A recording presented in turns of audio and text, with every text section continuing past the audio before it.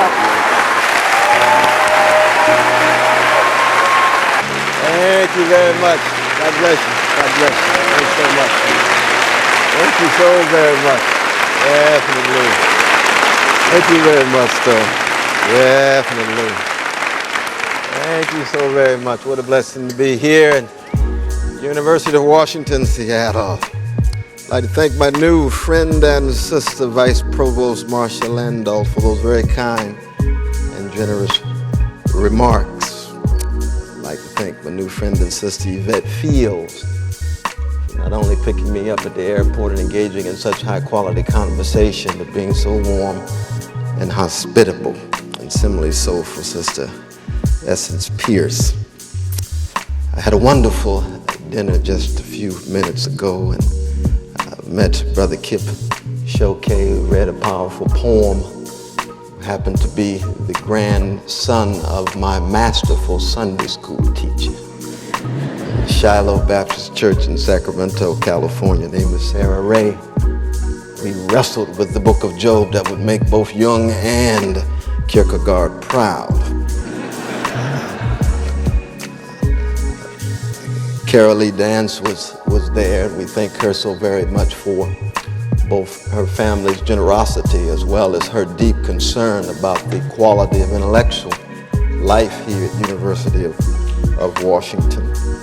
And as you can imagine, I do have a few friends here. I've got to say something about the brilliant young philosopher, Professor Paul Taylor, who's a very good friend of mine. I don't know whether he's here, but if he is, when you see him, give him a hug for me, because he has not just great promise, but already exemplified much of it. Professor John Taves, I always mention when I come to Seattle, because I was a pupil of his back in 1973 under the great H. Stuart Hughes in his course, European Intellectual History. John Taves was my teaching assistant, and he means much to me, and I'm told that he's been here many, many, many years, and I'm sure some of you know of him. Please tell him hello as well.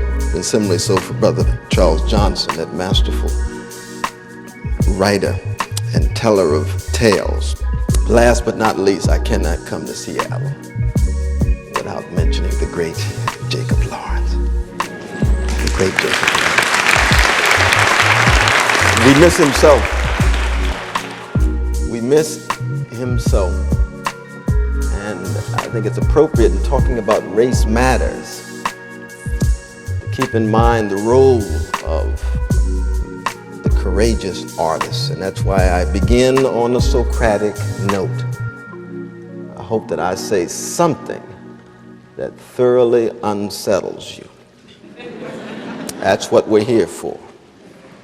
Not proselytizing, not advertising. We're here to be unnerved, maybe even for an instant unhoused. I cannot conceive of talking about any evil, any form of unjustified suffering and unnecessary social misery, any form of undeserved harm or unwarranted pain, without talking about the need for courage. And what I love about Socrates is flat nose and pop belly, pop eyes, supposedly ugly in this public space of Athens, is that he went about trying to raise very painful questions, queries that we rather not ask, but know we cannot sidestep or hold at arm's length. The unexamined life is not worth living. You all know that better than most at University of Washington. Elite institutional higher learning, fundamentally committed to the quest for true, small t, knowledge, small k. Plato, the Apology in line 38a says the unexamined life is not the life for the human being. But Malcolm X added on the corner of 125th Street and 7th Avenue, the examined life is painful. And who will muster the courage to use and deploy their critical intellect? I didn't say intelligence, I said intellect. Richard Hofstadter is right in his classic Anti-Intellectualism in America of 1963. America praises intelligence but fears intellect. It's a business civilization. It's a market-driven civilization. Who has time to wrestle with the frightening questions? And of course, race, the vicious legacy of white supremacy, has been for so long a dogma in American history. We hit it hard in 1861. We hit it again in the 1960s. But for the most part, it's still one of those tacit assumptions and presuppositions we'd rather sidestep and hold at arm's length. Quest for self-knowledge. What kind of person are you and I really? What kind of community, what kind of nation are we really? Do we have the courage to look ourselves in the mirror candidly, critically, honestly, and acknowledge the underside, the night side of ourselves, the human predicament, American democracy, the world? William Butler Yeats is right when he says it takes more courage to dig deep into the abyss of one's own soul than it does for a soldier to fight on the battlefield. And you can't talk about race and race matters and diversity without wrestling with the legacy of white supremacy, in which it takes such tremendous courage to think critically about ourselves. That race is not some ghettoized peripheral issue. Has to do with the quality of persons that we think we are, the quality of American society that we think we are, and in the end, the quality of the species, humanity as a whole. Now, I'm sure many students here at this grand university will never forget those moments in which you look closely at your assumptions and presuppositions and recognize that your worldview rests on pudding. That's one of the differences between education and credentialization. That's one of the differences between acknowledging change, transformation, metamorphosis as a result of critical thinking and critically engaging the underside of who you are, the underside of American democracy. And yet at the same time, we recognize that it's so easy to fall back into those habits of thinking and expectation and orientation, business as usual. Now, granted, Socrates, like Jesus, never wrote a word, and I don't encourage that for undergrads or graduate students here. University of Washington, write your papers, put forward your nuanced formulations and sophisticated interpretations, adduce your evidence, draw your valid conclusions. Hope your professors understand the argument. It is not really true, of course. Socrates did write at the very end of his life, imprisoning a hymn to Apollo and versified the fables of Aesop. He began to take seriously that voice that he heard throughout his life. Socrates practiced music. Socrates practiced music. Maybe you need some art to free you from the tyrannical rule of reason that you think results in the level of self-mastery and control that allows you to control those deep appetites. What's fascinating about Socrates, and it's pointed out by Leo Strauss in his 1958 lectures at the University of Chicago on the problem of Socrates, Socrates laughed once. If we take seriously the four sources that render the agent of Socrates, Plato's dialogues, profound, often unpersuasive. Xenophon's less profound but fascinating dialogues. Of course, the satirical depiction of Socrates in the Clouds by Aristophanes, and of course Aristotle's cold and disinterested analysis of Socrates' views. But he laughed once when he was asked, "How should we bury you?" And he said, "Anyhow, if you can catch me." But that's interesting to me. He laughed once, and not only that, but we never find that he wept as much as once. No tears. Married to Xanthippe, 3 sons. no tears. As important as thinking critically is in relation to wrestling with the legacy of white supremacy, the Socratic embodiment of the legacy of Athens is a necessary but not sufficient condition for wrestling with race.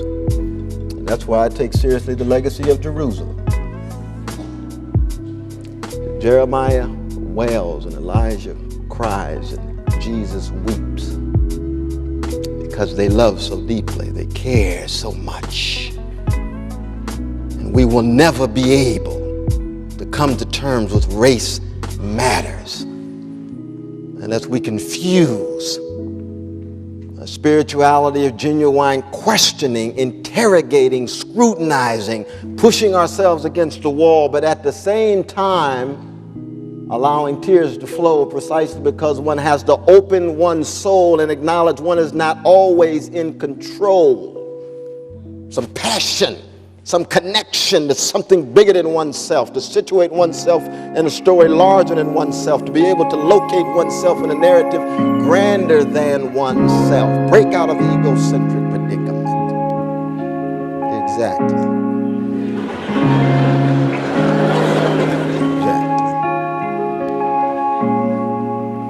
Acknowledge that reality of the other, capital O, that Levinas, Simone Weil, Dostoevsky, Ellison, and Toni Morrison encourage us to do. How do we bring together the spirituality of genuine critical questioning with the spirituality of genuine compassion and service to others? And by spirituality, I'm not talking about some ephemeral phenomenon. I know in the academy and people talk about spirituality, think of New Age and a whole host of other popular phenomena. But no, by spirituality, I mean self-involved and self-invested struggle that takes us outside of our own self and connects us to other ideals, causes, movements, social momentum. And of course, I could simply provide a grand example of that spirituality of critical question, the spirituality of deep love and compassion by turning on John Coltrane's Love Supreme. Just sit down. Just shut my mouth. I'll read a chapter of Toni Morrison's Beloved. A key track of that American Hamlet. Lance Dubois, the streetcar named Desire, that white blues brother born in Columbus, Mississippi named Tennessee Williams. Meaning what? Meaning that as artists, they exemplify both the Socratic moment on the one hand, but also the prophetic moment on the other. Condition of truth is to allow critical intellect to be displayed and enacted. Condition of truth is to allow suffering to speak. That sits at the center of the struggle for freedom, and especially the struggle for freedom of people of African descent.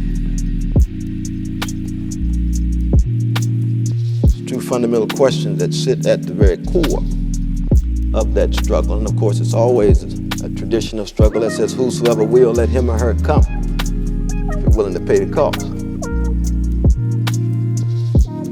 If you're willing to make a fundamental decision to keep track of the humanity of each and every one of us, whatever the evil, white supremacy, male supremacy, vast economic inequality, national arrogance, class haughtiness, losing sight of humanity, disabled people, elderly, gay brothers, lesbian sisters. This is not cheap PC chit-chat. We're talking about historical challenges. When I think back to Harriet Tubman's and Ida B. Wells Barnett's, A. Philip Randolph's, Martin King's, Fannie Lou Hamer's, white brothers like Miles Horton. I'm sure they have his autobiography, The Long Haul, in this glorious library here. Hope it's been checked out repeatedly. Lydia Maria Child, a white sister that wrote Appeal in favor of that class of Americans called Africans in 1833, responding to the great David Walker's appeal of 1829. They're wrestling with, first, the question of what does it mean to be human? Especially in light of a vicious white supremacy in which people's humanity is perennially called into question, interrogated, has to be proven, never taken for granted. Told they have the wrong hips and lips and noses and hair texture and skin pigmentation, and the world begins to believe it. Told they're less beautiful, less intelligent, less moral. Rationalizations for subjugation and subordination. Enslavement, Jim Crow, Jane Crow, discriminated against. Not solely as victims, our right-wing brothers and sisters are wrong. Never solely as victims. The victimization has been in place, but the sense of agency has always been exercised and enacted. When you look at the best of the struggle for freedom in the midst of this American civilization that presupposed that it was the exemplar of freedom and liberty. What does it really mean to be human? Now, you all know from your classes here that the English word human derives from the Latin humando, which means burying. Burying, I like to remind professors of humanity about that. You are the ones into those bodies in the coffin. Those bodies that are now the culinary delight of terrestrial worms. Yes, why? Because at that particular moment, the three dimensions of time are brought together, past, present, and future, especially in a civilization so obsessed with futurity. It shuns the past and views the future as simply a repetition of the present. It doesn't want to view that future as qualitatively different, forcing us to interrogate the most fundamental and basic institutional and structural arrangements, just everybody fitting in, even as things become more colorful among the middle and upper middle classes and well-to-do, but the class hierarchy still in place. Their imperial policy still in place, oftentimes, though not always. What does it really mean to be human?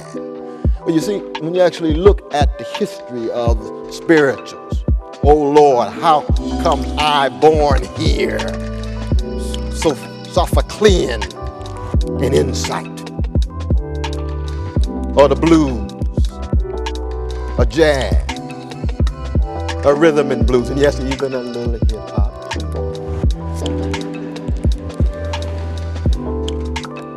They remind us that we are fundamentally two-legged, linguistically two-legged.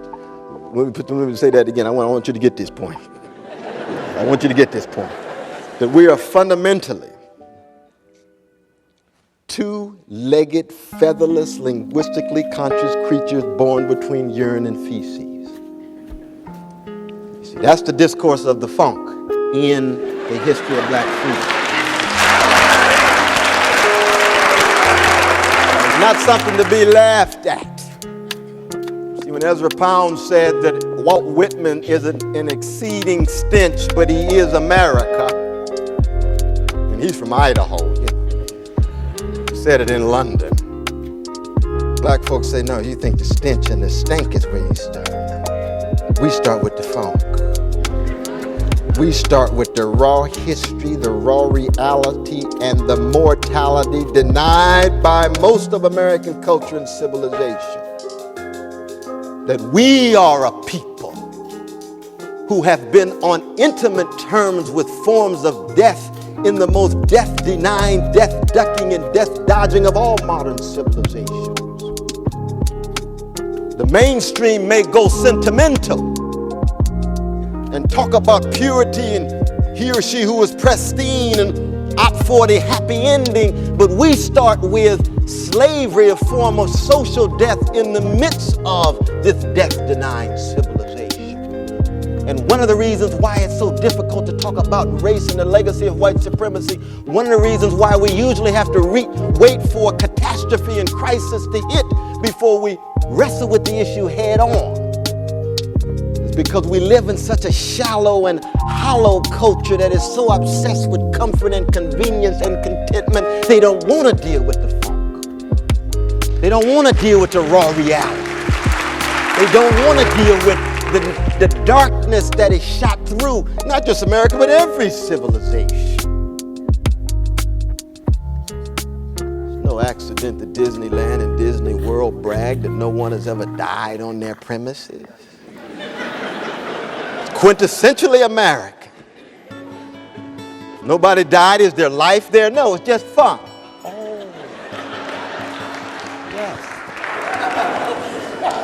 The great Heidegger in his book of 1939, Homo Ludens, says fun was a term constructed and concocted in America. What a privileged and spoiled folk to think that somehow they can make it through history and not confront the tragic and comic dimensions of the world. Remain sentimental, skate through history in the form of what? Absolute denial, for the most part, of the forms of death. It's no accident the U.S. Constitution doesn't even refer to slavery, slaves, or Negroes. You've all seen Joseph Ellis's new book, Founding Brothers. It's on the bestseller list. Surprised me. America's a strange place. Because it's a serious book, and you don't usually see serious text on that list.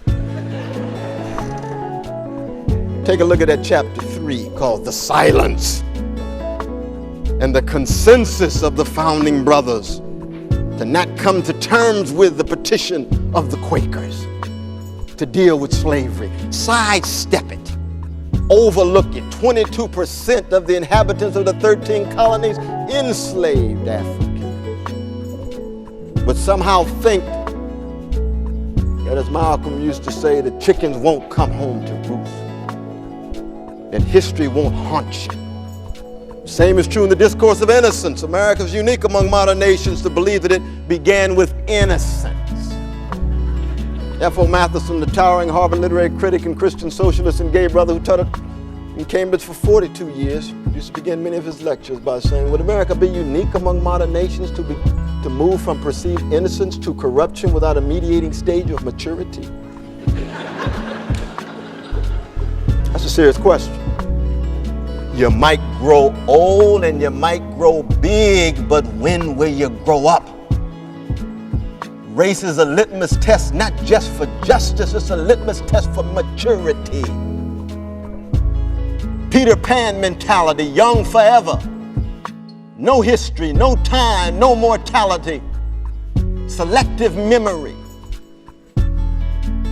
And yet we know 1861, we fight a war over an institution not even invoked in the Constitution. 13th Amendment refers to an institution not even alluded to in the Constitution. Mendacity, hypocrisy. So, oh, Brother West, you're a little hard on America. It's a much more complex place than that. Yes, it is. Yes, it is. First 72 years of the Republic, 49 years, were headed by presidents who were slaveholders.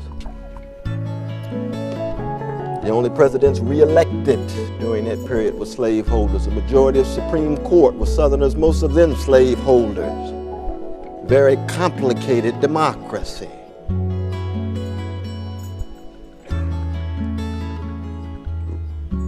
Seneca put it so well when he said that he or she who learns how to die unlearns slavery. Montaigne says to philosophize is to learn how to die. Plato has Socrates say philosophy itself is a meditation on and preparation for death. Because to live critically, intensely, and abundantly is to confront forms of death. Can't produce spirituals in the blues, Sarah Vaughan, or Curtis Mayfield, without wrestling with the legacies of forms of death with which people of African descent have had to wrestle with. And the only ones, I'm just using this one example because there's such an exemplary group in this regard. 1861, war. I think about the discussion these days about the flag in South Carolina and Mississippi. And I say to myself, my God, what an impoverished discourse. The think that flag is fundamentally about black pain on the one hand and the valor of white soldiers and the Confederacy on the other. Nobody wants to say it, but it was about the possible death of American democracy. It was the violent, organized insurrection to overthrow the U.S. government. That's not the Black Panther Party, that's the Confederacy I'm talking about.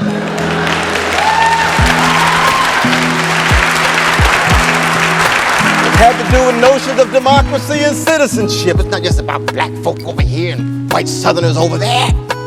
You didn't even hear it articulated because our imagination when it comes to race is so eviscerated.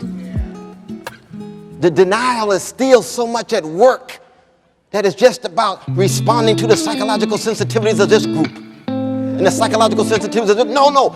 Race has been, we know, not just the most explosive issue, not just the most difficult dilemma, not just America's rawest nerve. It has the capacity to ring down the curtain on American democracy. It almost did. And it may almost again. Every chocolate city is a ticking time bomb. Cincinnati is just the peak of an iceberg. Just the peak of an iceberg. We'll debate later.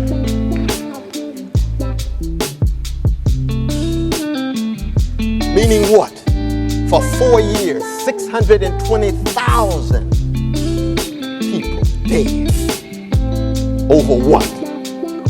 Legacy of white supremacy in the form of a slaveocracy. More Union soldiers dead than all American soldiers in World War II, each life precious. That's how deep it cut. We didn't even raise the question of what it means to be a citizen in a democratic republic in any systematic way until we raised the question, what are we going to do about these ex-slaves? What is their status? That's how deep it cut. That's how integral. That's how constitutive race has been and is in the American past and present. But it's so easy to push it to the side and think that somehow which promise and possibility of American democracy can be enacted without confronting that legacy head on. And of course, for 12 years, America did something that was unprecedented in American history. We see it in the development of Abraham Lincoln. Lincoln was very honest, of course. I call that moment when he meets with Frederick Douglass in 1862. Frederick Douglass goes, writes in his journal, the first white man I met who feels thoroughly at home with black people. Reminds you of Bill Clinton.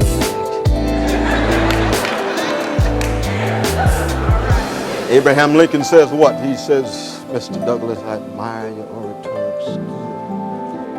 He said, but I've been living for over 40 years with my white fellow citizens, and I'm thoroughly convinced that the vast majority of them will never, ever treat the masses of black people decently and equally.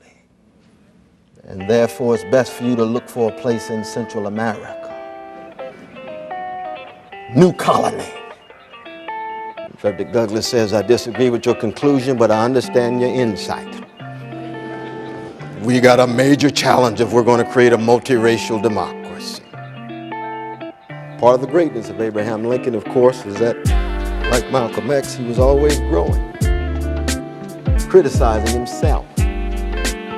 By 1865, he changed his mind. He said, I've decided to support the right of Negroes to vote in New Orleans, Louisiana. I think we might have a chance to create a multiracial democracy. It's going to be very, very difficult. Something that even the founding fathers would not have. And of course, 3 days later, a white supremacist with mediocre acting talent, John Wilkes Booth, with a bullet in his head because of that decision. Because of that decision.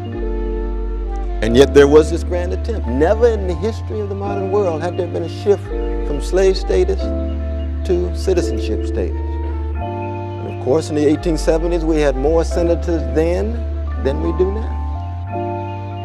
Lieutenant Governor of Louisiana, head of Supreme Court of South Carolina. Fascinating attempt.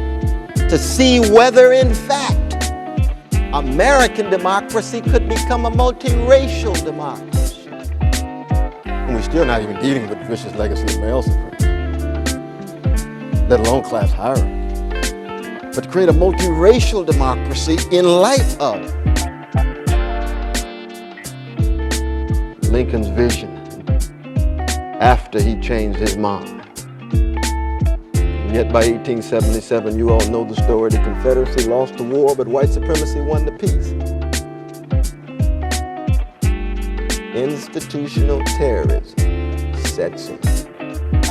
Jim Crow, Jane Crow, American barbarism. 51 years, every 2.5 days, some black child, black woman, black man hanging from some tree. Strange fruit the southern trees bear that Billie Holiday sang so beautifully about. Just at the moment when America is constituting itself as a transcontinental empire with Guam and Cuba and Philippines, Hawaii. Just at the moment when Europe's poor, God bless you, begin to make their way into the cheap labor markets of the United States to help facilitate the economic takeoff of the country. Legacy of white supremacy, immobilizing these people, sharecroppers, day laborers, tenant farmers, peonage, limitless debt. Probably in many ways the most un-American condition, inability to move. America's all about mobility, staying on the move, right? Emerson says everything good is on the highway. Boy, that's quintessentially American. Henry Ford even made it more explicit. These folk locked in, wrestling with civic death, no rights, limited liberties in the land of liberty. And it would take nearly 80 years to hit the legacy of white supremacy head on.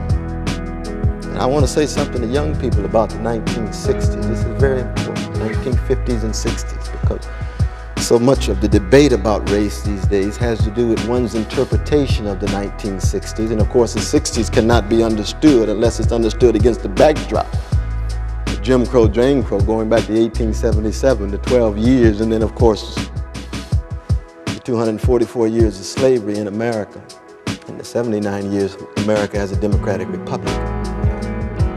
The 60s was not a period in which the vast majority of young people were flying high in the friendly skies, obsessed with rock music and Woodstock. Though some of that certainly went on. Cannot be denied. Nor was the 60s a time in which one man led one movement that broke the back of American apartheid.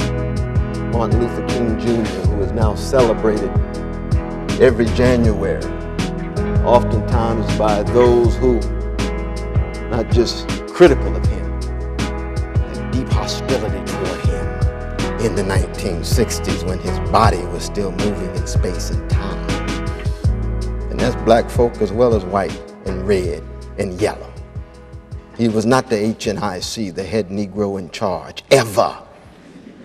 He was booted out of the largest black organization in America, the National Baptist Convention. He cut against the grain in the black community. Why? Because he was against conformity. Whoso be a civil rights activist had to be a nonconformist. He called the civil rights movement the group of the maladjusted. Maladjusted to injustice and cruelty and bigotry, not well-adjusted to the status quo. I'll say a word about the middle classes these days of all colors becoming so well-adjusted to things that they lose a sense of maladjusted consciousness, what it means to cut against the grain. He was against complacency because he was so committed. He was against cowardice because he had the courage to think critically and the courage to love and fight for justice. But the 60s was not solely about Brother Martin or even Sister Fanny. There were 329 uprisings in 257 cities within 4.5 years. And neither Martin nor Fanny had any control over that. The rage and the anger and the fury began to overflow. And there were 213 uprisings one night. And you all know the night I'm talking about. April 4th, 1968. Those bullets ripped through the precious body of Brother Martin on Lorraine Motel in Memphis, Tennessee. National Guard brought out to protect the White House. Folk were going to de-whitenize it. Military occupation in one city for 9 months that looked like Prague, Czechoslovakia that same spring. And I'm talking about Wilmington, Delaware. You thought I was going to say Detroit, I know. Wilmington, Delaware, shaking the foundations of American society again, having to wait until crisis and catastrophe set in to see whether America had the intellectual, political, cultural, and economic resources to deal with this legacy. And yet it's so easy to fall back into business as usual, denial, avoidance, downplaying, and overlooking. One of the sad things about race matters in America is that it's a national spectacle anytime you talk about the plight and predicament of indigenous brothers and sisters, people of African descent, and women. All need national legislation or acts of the court. Now, there's been vicious forms of discrimination against Jewish brothers and sisters, Catholic brothers and sisters, and so on, but never needing national focus and limelight. And anytime you have national focus and limelight, people begin to think it's preferential treatment. Why are you talking about them and not me?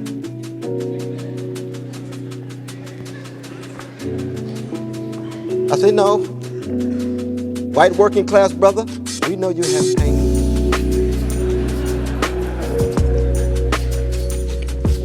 We know it's difficult to gain access to a job with a living wage. We know you have tremendous difficulty gaining access to health care and child care. But we're asking you to confront the most powerful, not scapegoat the most vulnerable. We're asking you to simply say, there are ways of understanding your pain in such a way that you don't respond in a cowardly manner. I tell this to Brother Rush Limbaugh all the time. Well, not personally, but publicly. I say, Brother Rush, we know who your social base is. These white brothers have been wrestling with economic decline for the last 25 years. Economic dislocation, not even viewed as human beings who are fired, they're disposable commodities who are downsized. But they look to the weak, the immigrants, the women, the gays, the lesbians, the blacks, the browns. I say, oh, just like that husband who feels so powerless on the job and goes home to beat his wife. Cowardly, exercising power over the less powerful. Saying what? Saying in part that it's so very difficult to talk about race in America, and especially the question of what it means to be human and wrestling with the forms and varieties of death in the culture. Not to reinforce the worst. And that's one of the reasons why there has been and will always be a black nationalist tradition in the black community and in America. When Marcus Garvey, who led the largest mass movement among black folk to do what? To leave the country. Most of the world wants to come. Get in on the goodies. The rights, the liberties. Marcus Garvey had 3 million black people that said what?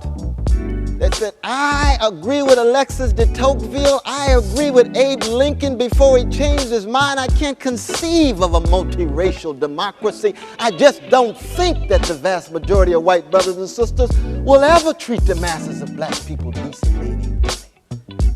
He said, I might have a stunted imagination, but somebody give me some evidence. That is a profound question. It's in the last chapter of Alexis de Tocqueville's book, Democracy in America, the three races that inhabit this land, that says there'll never be a multiracial democracy here. Never. And of course, it reminds me of that poignant moment 6 weeks before his death when Martin Luther King Jr. went to visit the Honorable Elijah Muhammad. Martin turned to Elijah and said, I just think that your attempt to create a black state in Georgia, Mississippi, Panhandle of Florida, and Alabama is a pipe dream. I can't conceive of it ever coming about. Elijah turned back to Martin and said, in your attempt to integrate into a burning house is a pipe dream. I can't conceive of how it will ever come about. And tears flowed from both of their faces. That's the raw stuff of the blues. That's what Henry Highland Garnett had in mind when he spoke in 1843 and said, black people, never confuse your situation with that of the Israelites in the Hebrew Bible. For you, Pharaoh was on both sides of the bloody Red Sea. You are people of limited options and truncated alternatives. What are you going to do? Du Bois raised the question. We got to keep fighting. Well, in the 1960s, when Martin left the Honorable Elijah Muhammad's house and then went to see Amiri Baraka in Newark, New Jersey, who was then a black nationalist, that was about his third incarnation. He's serious about each one, though, isn't he? Boy, he's full of fire. I love my brother Baraka. I love my brother Baraka. He told Martin the same thing. And that dialogue still haunts us, namely, as we move from the late 60s after the death of Brother Martin to the year 2001. We have seen the ways in which breakthroughs have taken place. Progress certainly has occurred, but what is the nature of that progress? Brother Malcolm used to say, you don't stab a man in the back 9 inches and pull it out 6 inches and celebrate your progress. But the progress is still real. Look at the University of Washington. All these colorful faces. People died so that this place could be more true to its quest for truth and knowledge and come to terms with its own legacy of white supremacy. And progress has been made. But is it one in which the unprecedented opportunities for the middle classes, the upper middle classes, a few of the black and brown and red well-to-do, becomes the center of attention in the plight or predicament of working class brothers and sisters, working poor brothers and sisters of all colors, very poor brothers and sisters, the increase in deep poverty, those fellow citizens who make 50% of the poverty level income, increasing, and very little attention, limelight, or preoccupation with them as their lives become more impoverished, chaotic, dislocated, deracinated, and lacerated. Raw cannon fodder for the criminal justice system that targets them with a war against drugs, very much a war on poor, black and brown and white men. A doubling of the prison system in the last 6 years, 2.1 fellow human beings in prison. More black prisoners now than all of American prisoners 5 years ago. Where's the discourse? Their destiny is linked to our destiny. We're all on the same ship, and if that ship has huge leaks in it, we go up together, we go down together. Where is the democratic sensibility there? Which is to say, public interest, common good. How do we relate to each other as fellow citizens, mediating our disagreements with civility and mutual respect? That's why that first question of what it means to be human is inseparable from the second that the Black freedom movement has always raised. Are we serious about democratic ideals and practices? Or is it for the most part a lip service that we use to hide and conceal the oligarchic, plutocratic, to some degree pigmentocratic economy? Are we serious about the fundamental question of any democracy, which is how do we curtail the use of arbitrary power against fellow citizens? And you always begin with the most immediate form of arbitrary power, which is police power. Police power. That's the litmus test. That's the litmus test. If somehow we think that deploying arbitrary police power, I didn't say legitimate police power, and I certainly don't want to demonize policemen. They're human beings and fellow citizens, they're part of working class. The salary's too low, risk too high. Too many of them trigger happy when it comes to black male bodies, brown male bodies. Just reading the New York Times today, all 4 officers shot Brother Diallo 41 times. No discipline whatsoever. A little retraining on ethnic sensitivity.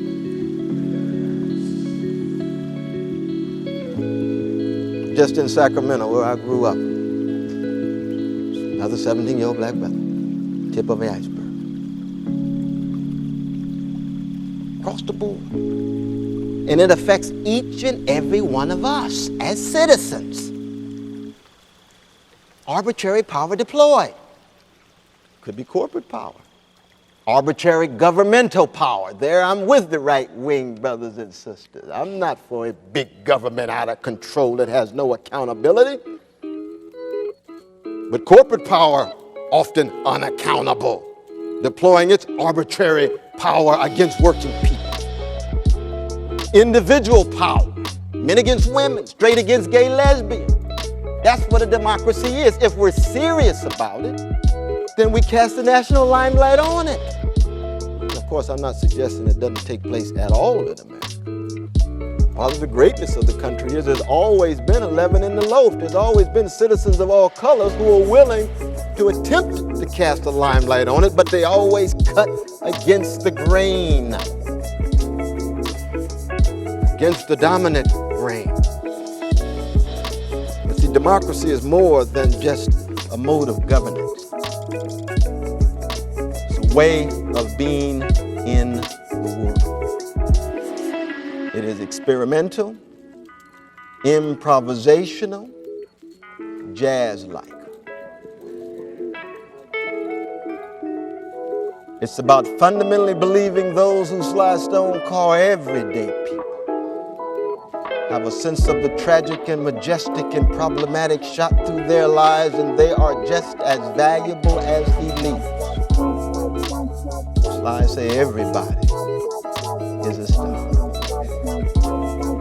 Earth, Wind, and Fire say everybody's a shining star. Each and every one of us, unique, distinctive, irreproducible, of value, dignity, Christian discourse in the eyes of God, Imago Dei. Judaic discourse, Imago Dei. Islamic discourse, Imago Dei. Buddhists, Hindus, all have their own formulations in their prophetic form of the uniqueness of each and every one of us.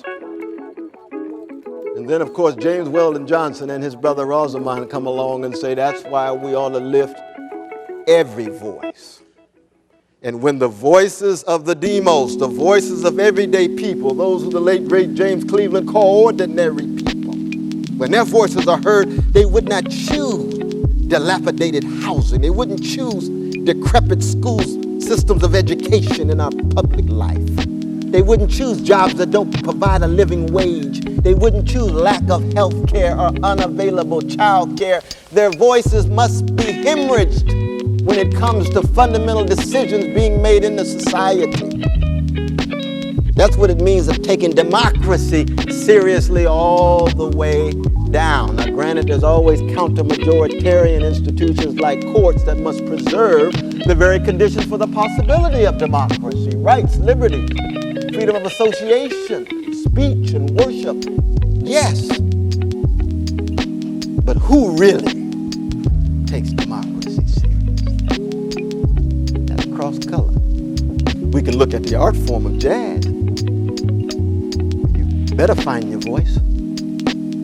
Accent your individuality in community so you can contribute to the high quality of the collective performance. John Coltrane, quit imitating Johnny Hodges. Imitation is suicide. Find your voice. Each citizen, dig deep into the precincts of your own soul and examine the suburbs of your heart and find your voice and get it out. Not just your self-interest, but your voice that balances enlightened self-interest with public interest and common good. And by voice here, I'm not just talking about votes in Florida now. We can talk about that later, but that's a reductionist. Though it's still a problem. But it's much deeper than that, because of course, when large slices of the demos feel as if their voice is not being heard, they feel helpless, impotent. Turn on themselves, turn on each other. Every generation, in wrestling with the question of what it means to be human and how one takes democracy seriously, has to accent the underside of their present moment in light of the past to ensure that the future can be a little bit better, maybe even qualitatively better than the present. We were here in 1941, 3 fragile democracies in the whole world. We talk about fascist forces, Hitler, Mussolini, Franco, Japanese militaristic elites crushing all democratic possibilities. So even a white supremacist democracy like America was, in the eyes of most of us, worth fighting for, in a segregated army in which black soldiers were treated worse than German prisoners of war in many instances. America's still worth fighting for. Why? Because if Hitler takes over, the whole world is niggerized, other than Germans. Open season on them, treat them anyway, subject to abusive power. This is the generation Brother Tom Brokaw so excited about, and rightly so. They met a grand challenge.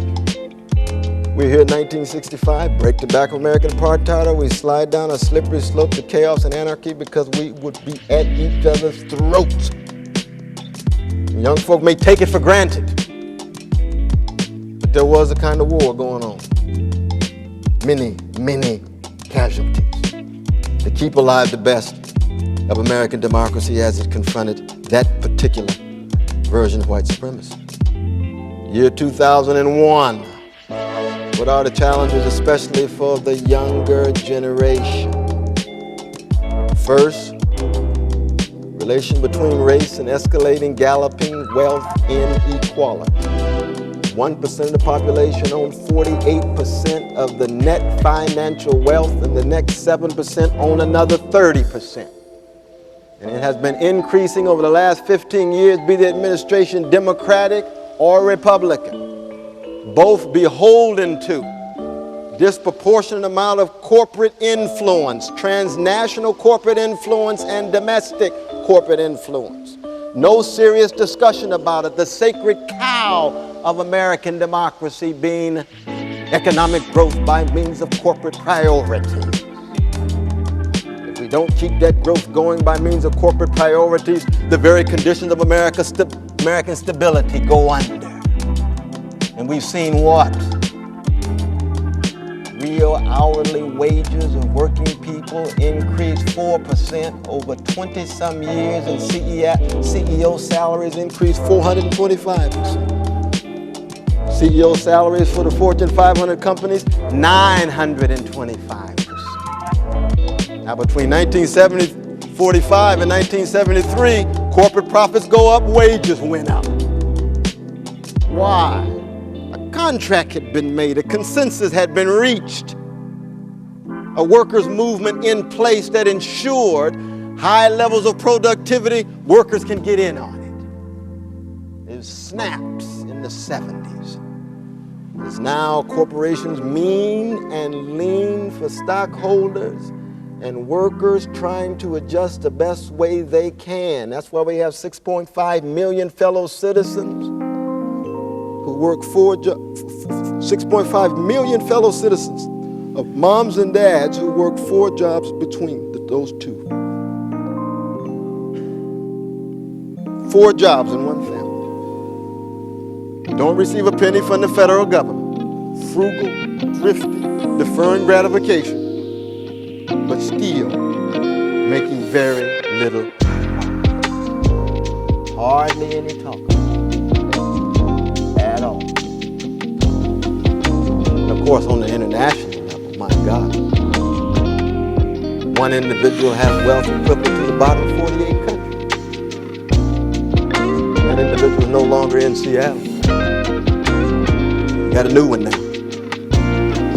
Brother Bill Gates always struck me as a highly generous brother. I've never met him before.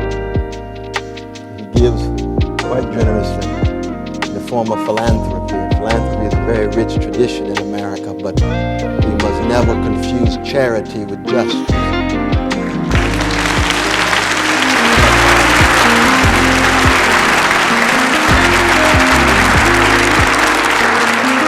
Charity is much better than no charity.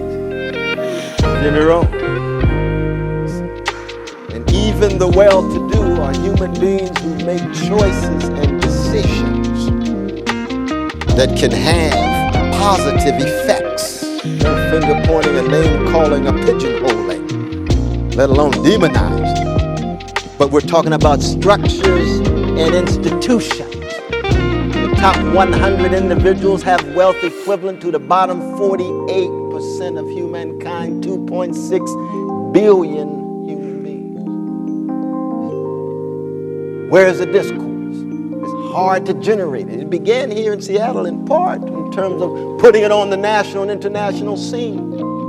People may be preoccupied with some of the anarchistically inclined brothers and sisters. And I have my own critiques I can bring to bear. But they were not the only ones here in Seattle. Not at all.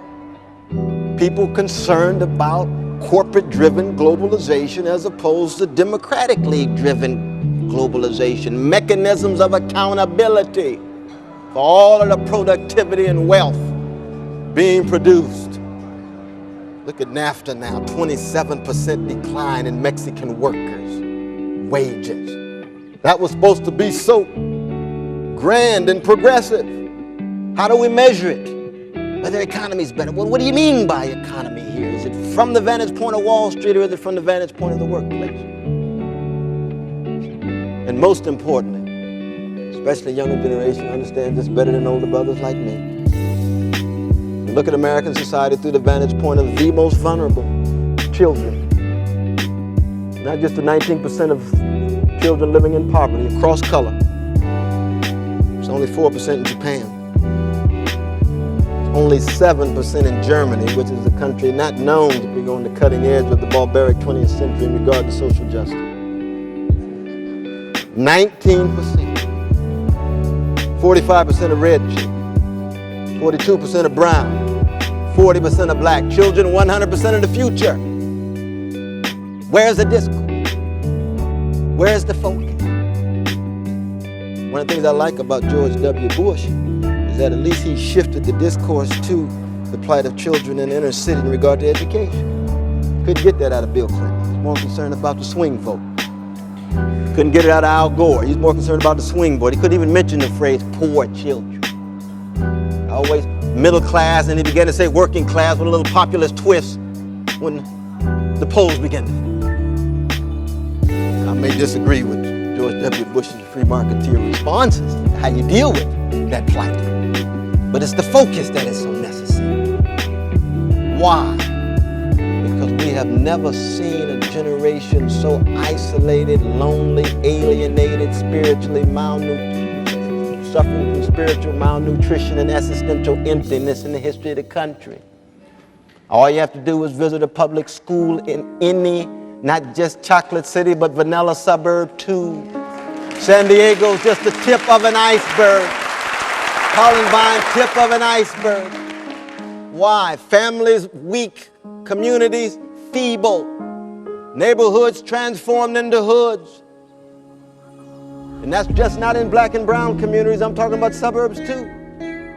A hood is a place where social Darwinian sensibilities are predominant, in which people are obsessed with the survival of the slickest.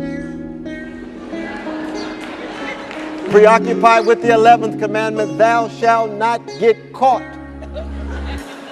71% of high school students say they cheat regularly on exams because it's all about that American goal of success, capital S. Get over by any means.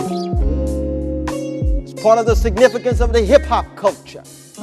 One of the creative breakthroughs of the last 30 years, where the younger generation engages in an indictment of the older generation that says, you haven't given us enough love, care, attention. You left us drifting. We have to raise ourselves. We'll create our own black CNN to provide advice and counsel as to how to grow up. Because you older folk are too preoccupied with other things: careerism, hedonism, narcissism, individualism. What an indictment. And then we get upset about gangster rap. And they say, look, what we see is the ultimate logic of this market-driven culture obsessed with buying and spending and promoting and advertising is the gangsterization of culture. We see gangster activity in White House, State House, City Hall, church, mosque, temple. That's what we see. Now, we might be a little more raw and coarse in our forms of expression, but isn't it all about that fetish of our day, the market, which is a legal and human construct that can do good things and bad things under various conditions? But when we ascribe magical powers to it, it's all about getting over. Win the election at any cost. And that's 1996. Financial scandal. 2000, any cost. I'm here now. Don't worry about the past. I'm here now. We moved in. What was the process? Young folks see that. No such thing as young people's behavior that's not disproportionately influenced by older people's behavior. Can a democracy survive with such a market-driven culture in which non-market activities are pushed to the margin? And of course, the ultimate non-market activity in American culture is parenting, caring, loving, supporting, nurturing, push to the margin. And we see the results. Will the younger generation have what it takes to revitalize, regenerate, and reinvigorate the best of American democracy? That's an open question. And to talk about this through the prism of race is not to remain stuck in that prism, but to make sure we don't sidestep it, but take us to higher levels of its relation to class, gender, corporate power, patriarchal power. You all been very kind and patient. I want to bring this to an end. But I want to end on the blue note. You can see I'm not optimistic. I don't believe in optimism. I don't believe in pessimism. Black folks saying I've been down so long, the down don't worry me no more, but I'll keep struggling anyway. That is not an optimistic statement nor a pessimistic statement. It's neither sentimental nor cynical. It's an expression of hope, and hope is not the same thing as optimism. Never confuse or conflate hope with optimism. Hope cuts against the grain. Hope is participatory. It's an agent in the world. Optimism looks at the evidence to see whether it allows us to infer that we can do X or Y. Hope says, I don't give a damn, I'm going to do it anyway. I'm going to do it anyway.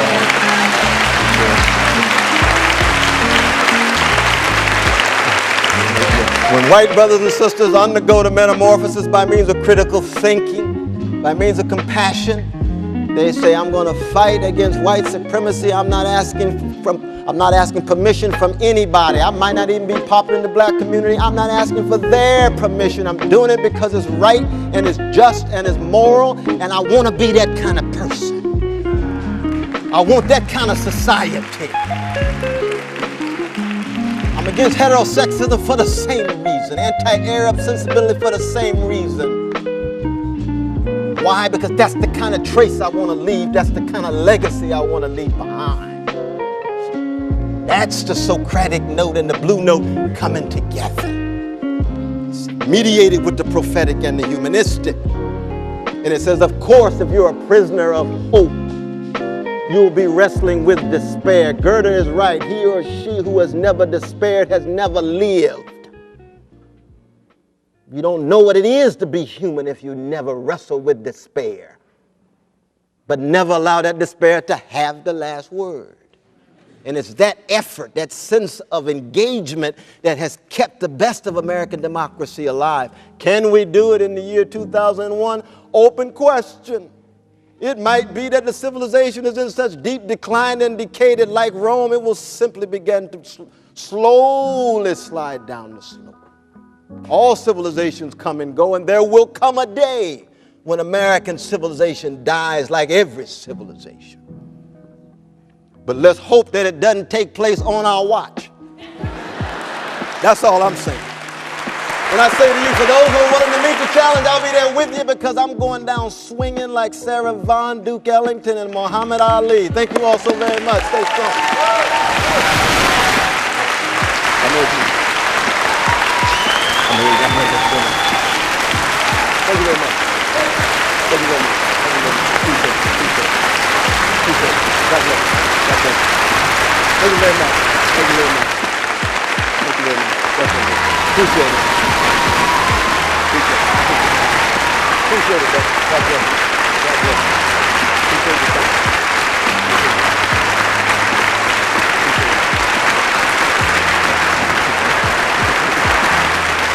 Appreciate the time, man. Definitely. No, and they appreciate it. Definitely. Want to save time question, answer, query, and so forth. Please don't hesitate. Right. I know we could probably stay here all night asking questions. We'll take just one or two, and so if you have a question, not a comment, a question, please come down to the microphones there on either side. And as I said, we'll take just a few, and then we're going to have to call the evening to a close. Our campus here is one of several that has wrestled with the question of whether to run or not to run David Horowitz's ad against reparations for African Americans. I'm wondering what your thoughts are about the kind of the controversy swirling around his right to, or the editorial decision not to run that ad. Yes, no, I appreciate the question. I mean, one thing that I'm a libertarian when it comes to robust and uninhibited discourse, which means I believe in the right of each and every one of us to make fools of ourselves. The question is that the Horowitz ad strikes me as more a commercial ad than a political one. He's trying to raise money. That is a very different kind of status than political intervention into a discourse.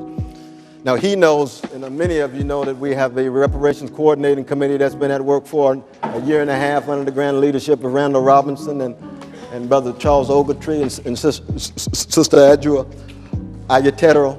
We've been meeting every 4.5 weeks, and in about 16 to 18 months, we're going to bring the biggest case ever brought against U.S. government, the private sector, and reparations. And therefore, we need to have a discourse about it. We need to have a discourse about it. We have to begin to show that by confronting the ugly past, we can actually create deeper conceptions of American citizenship and bring persons together, given the fact that we're already de facto segregated, de facto balkanized. And what particular form it takes, an open question. Of course, John Conyers in Congress has been raising this for a long time, to have a public discussion about the issue. And so David Horowitz is trying to move in quickly. And I don't mind in terms of political intervention. Commercial ad is something else. You see, when you send that to a newspaper that's soliciting money, that's one thing. You send it to a newspaper to present your opinion per se, that's something else. And I'm a libertarian across the board. I think the people all have a right to say whatever they want to say, but we have to talk about what the status of the ad actually is. Dr. West, for sharing your knowledgeable wisdom. I would like to touch on your grassroots. I'm reading a book about the meaning of prayer by Harry Fossack. I would like to know your interpretation of the meaning of prayer, or your opinion. Well, brother, that's a deep question. I can't really answer that profound question. Let me tell you one thing, though. You're reading a powerful book.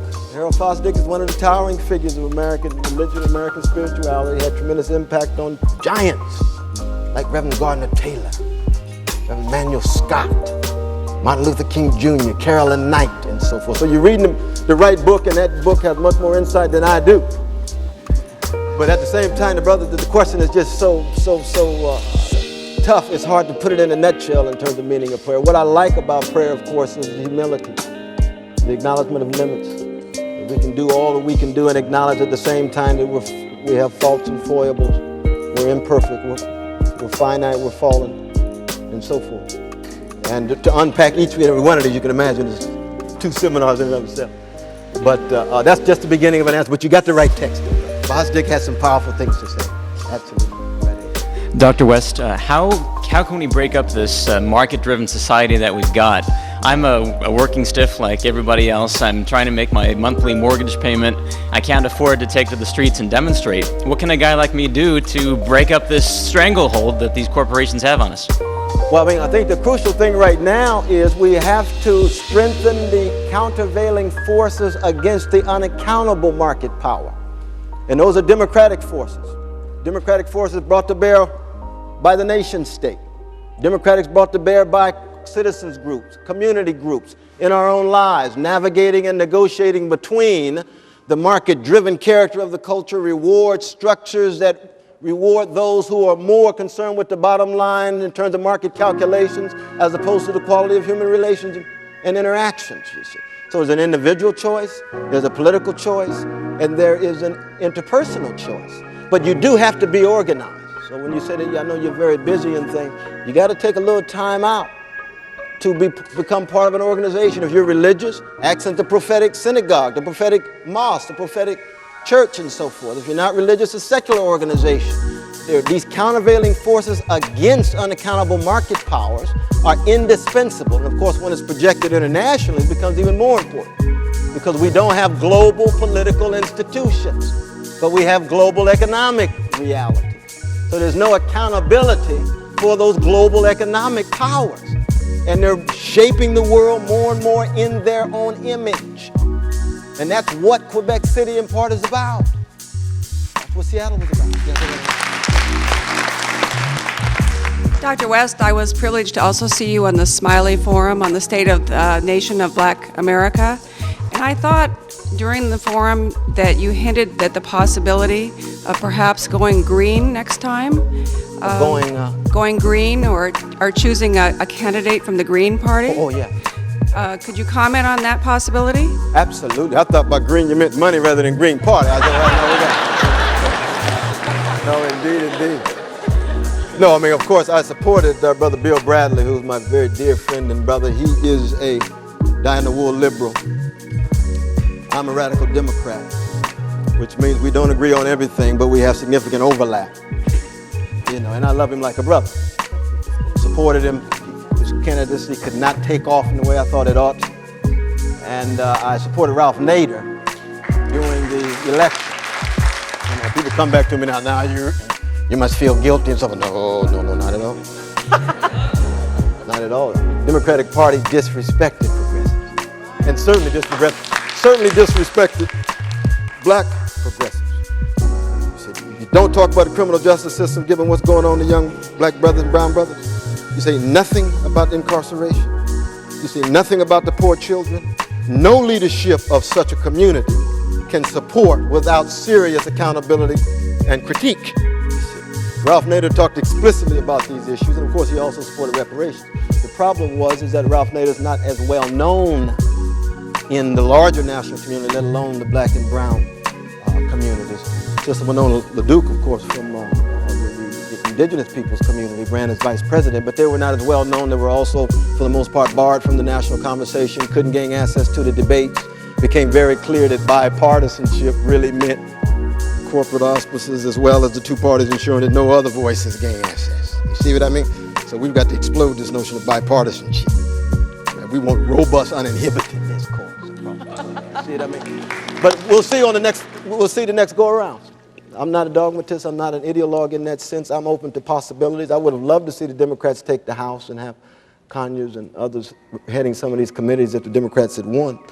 But I'm losing trust in the capacity of the Democratic Party to muster the kind of courage to fight the deeply conservative policies that are now being put forward by fellow citizen George W. Bush. I think this will have to be the last question.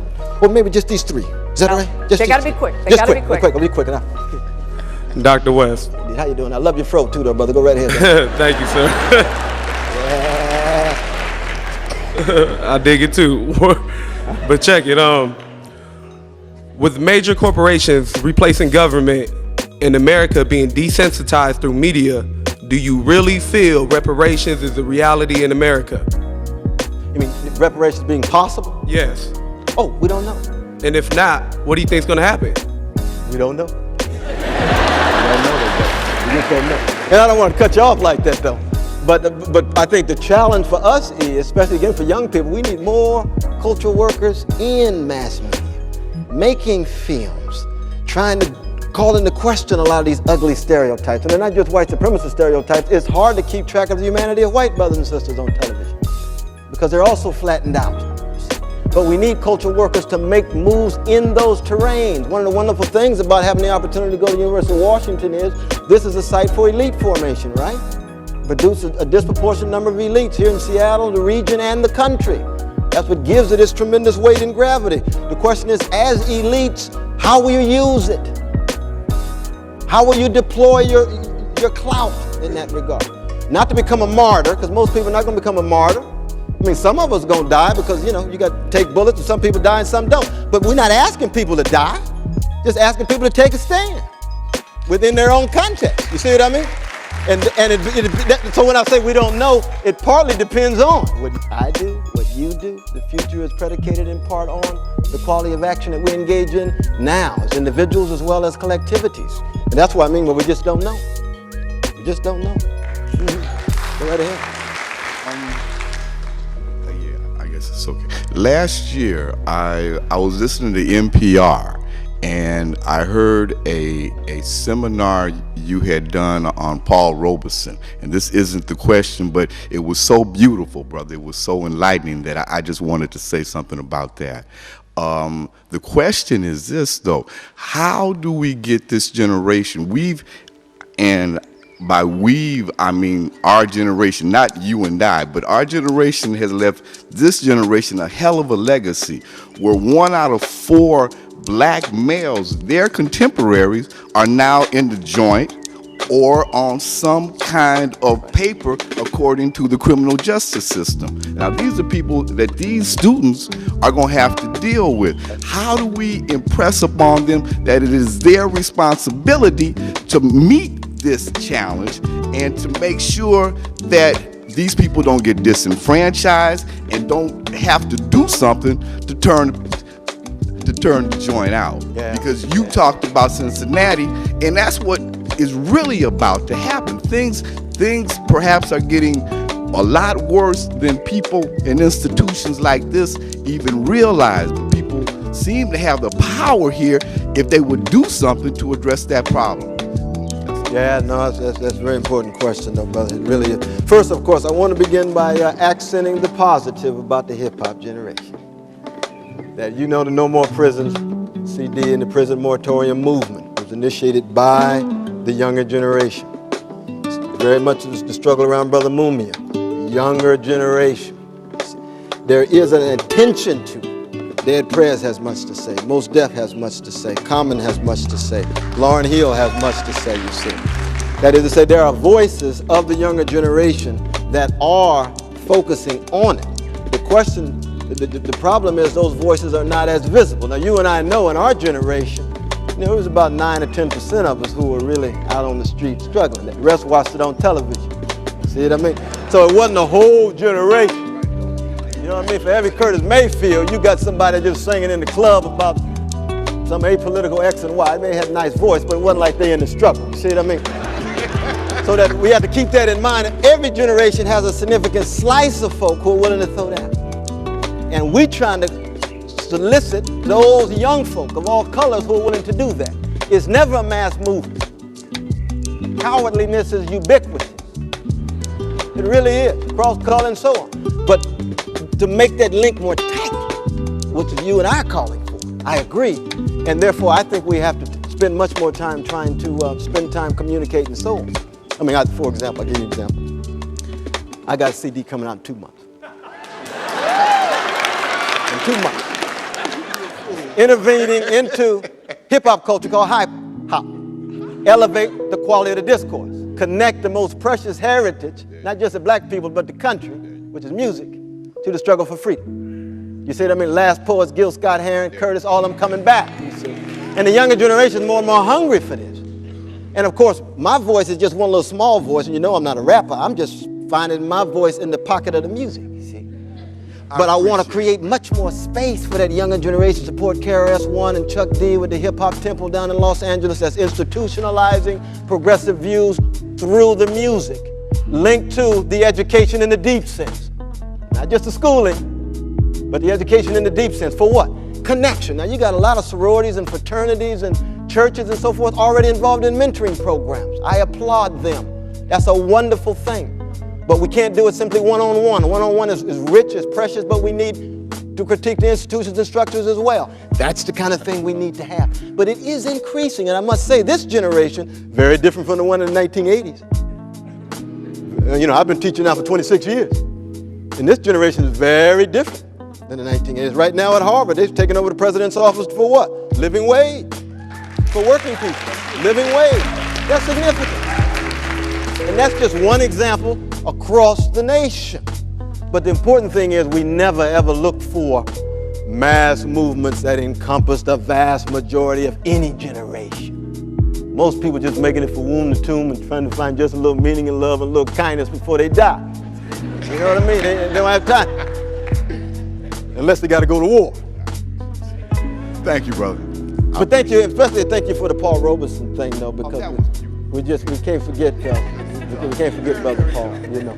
I know we brought, you know, some critique to bear in terms of his attitudes towards Soviet Union and the repression and regimentation, and rightly so, but it was a loving critique, and it was a critique that accented the best of Paul's grandstand against white supremacy and economic inequality in America. And of course, what an artist, what a Renaissance man, what deep love in his heart. Yeah, go right ahead. Yeah, go right ahead. You say you're not a rapper, but I beg to differ.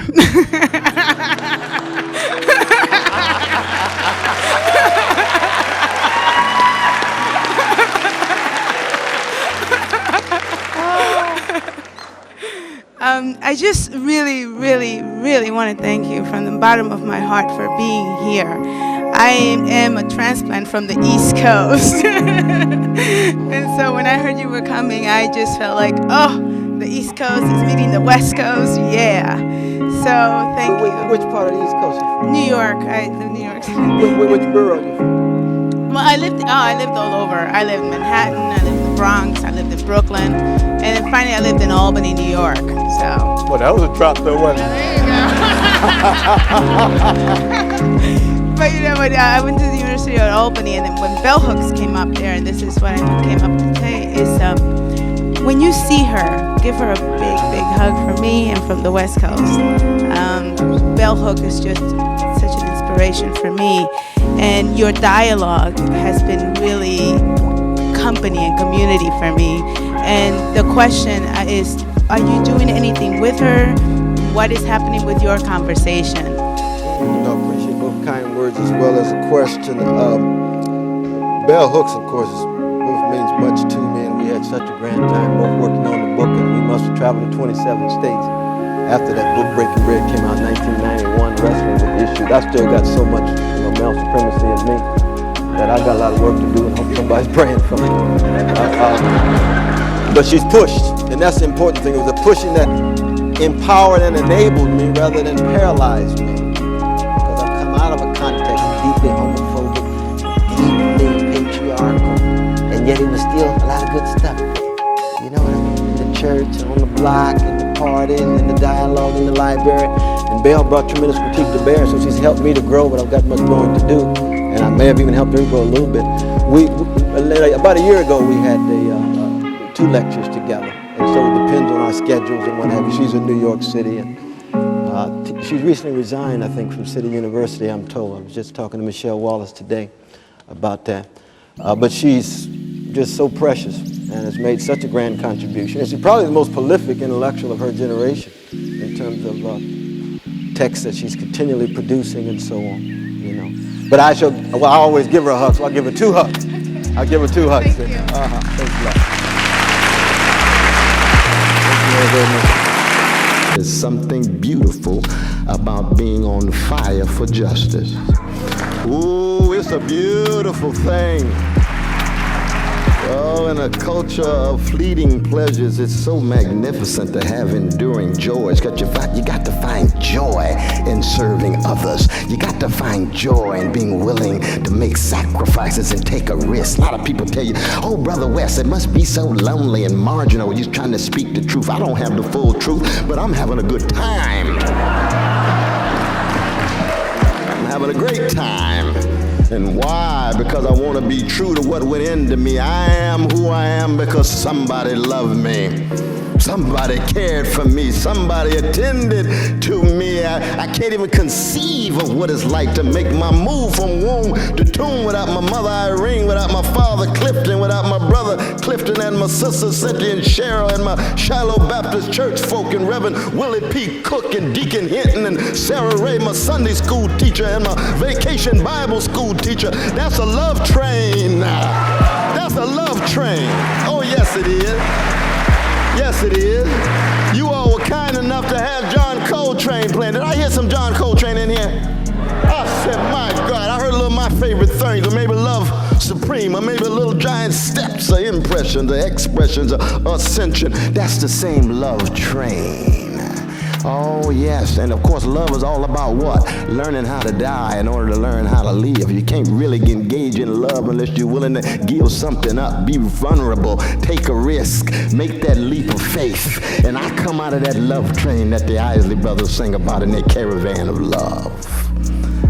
Oh, yes, and when you talk about Frederick Douglass, oh, the most eloquent of ex-slaves in the modern world. By eloquence, I mean what Cicero and Quintilian meant. Wisdom speaking. And he did it in the face of what?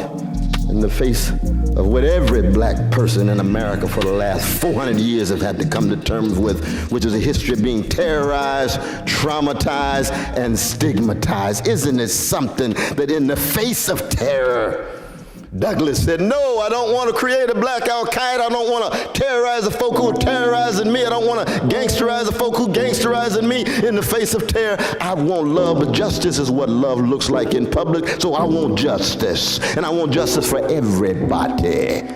Everybody. What a tradition. What a grand people at our best as an African people in the new world. Of course, black people, we have no monopoly on this.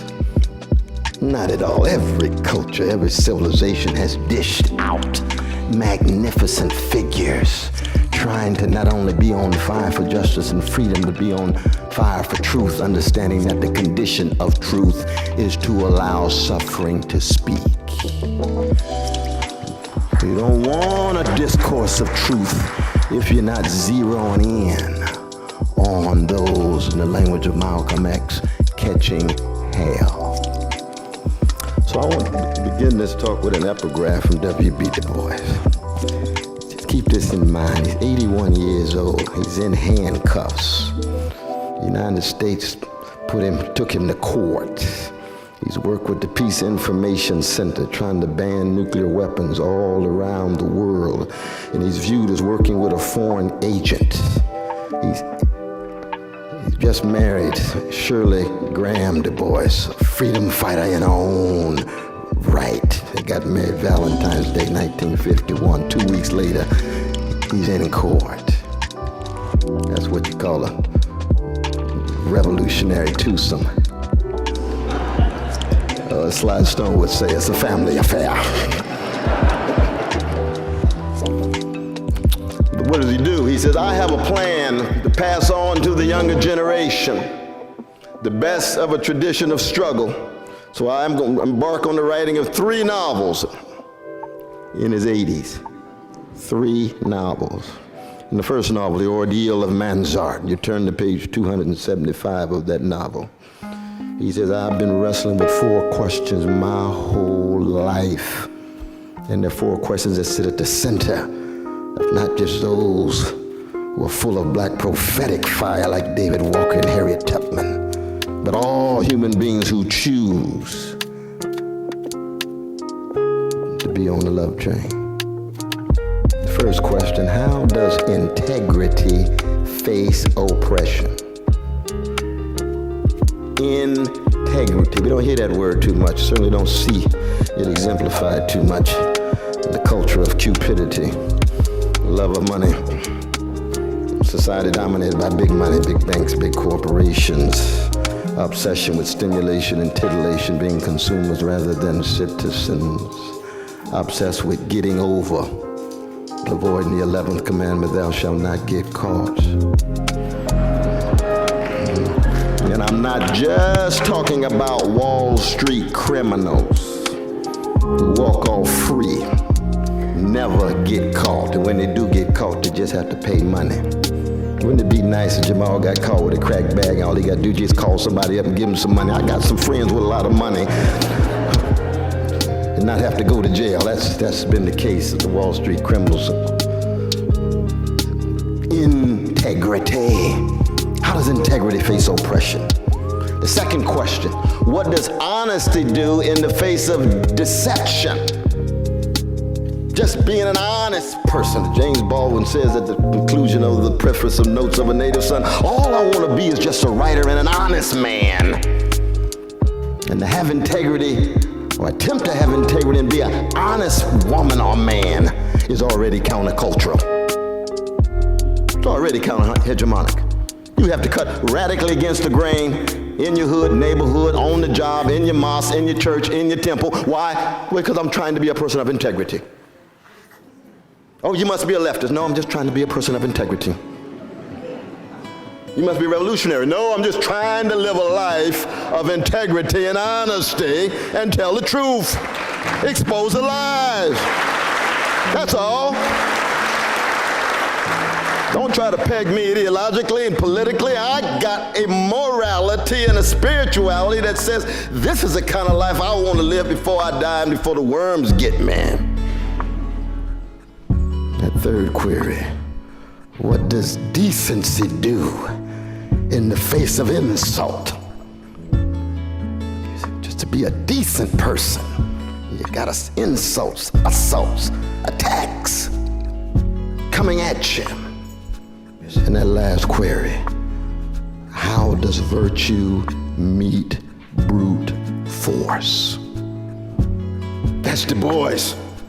That's the starting point. That's the Sankofa of the Black Freedom Movement. You don't move forward until you first look back. No John Coltrane without Johnny Hodges. No Aretha Franklin without Marion Williams. There's no Mary Lou Williams without Art Tatum. No Sarah Vaughan without that genius from Baltimore City named Billie Holiday. You got to look back. The landmarks that set the standards, what the Greeks call arete, excellence, highest levels of excellence. And this book, in some ways, is my own love letter to the younger generation, to remind them that it's not only a beautiful thing to be on fire for justice, but in fact, the landmarks are crucial, they're necessary, they're catalysts for the work that you do in your culture obsessed with weapons of mass distraction. That's what corporate media is. It's not just mendacity and lies, but to keep folks so distracted that they can't attend to the crucial things of life and death and joy and justice and freedom and equality and democracy, and rather distract them into those fleeting pleasures and instant gratifications that somehow make them think that they're really alive when they're stimulated in order to become better consumers that keep the neoliberal, capitalist, and imperial project alive. Oh yes, the formation of attention. You see, to be on fire for justice and fire for truth and fire for freedom is to be attentive in a certain kind of way. What about the 38% of our precious children of color living in poverty in the richest nation in the history of the world? That's a moral abomination. It's an ethical disgrace. How come we not attending to that? The quadrupling of our precious brothers and sisters on their way to the new Jim Crow in the language of Michelle Alexander. You see, 61% of them soft drug. We're not talking about murder, we're not talking about rape, we're talking about marijuana, we're talking about a little cocaine here, we're talking about some drug there. And yet you can torture in America and for America, and there's no accountability whatsoever. Even our dear president said, yeah, we tortured some folks, but they were real patriots. Torture is a crime against humanity. It's a war crime. You don't let folk off for that kind of thing. And yet, drop you off. Where's our attention to our working people viewed as just marginal utilities that generate high levels of profits given the financialization of our monopoly capitalist regime that says what? More and more of the wealth hemorrhages at the top. 1% of the population now have 43% of the wealth. It's oligarchic, plutocratic, to some degrees pigmentocratic. Yeah, we got Oprah and some others up there, but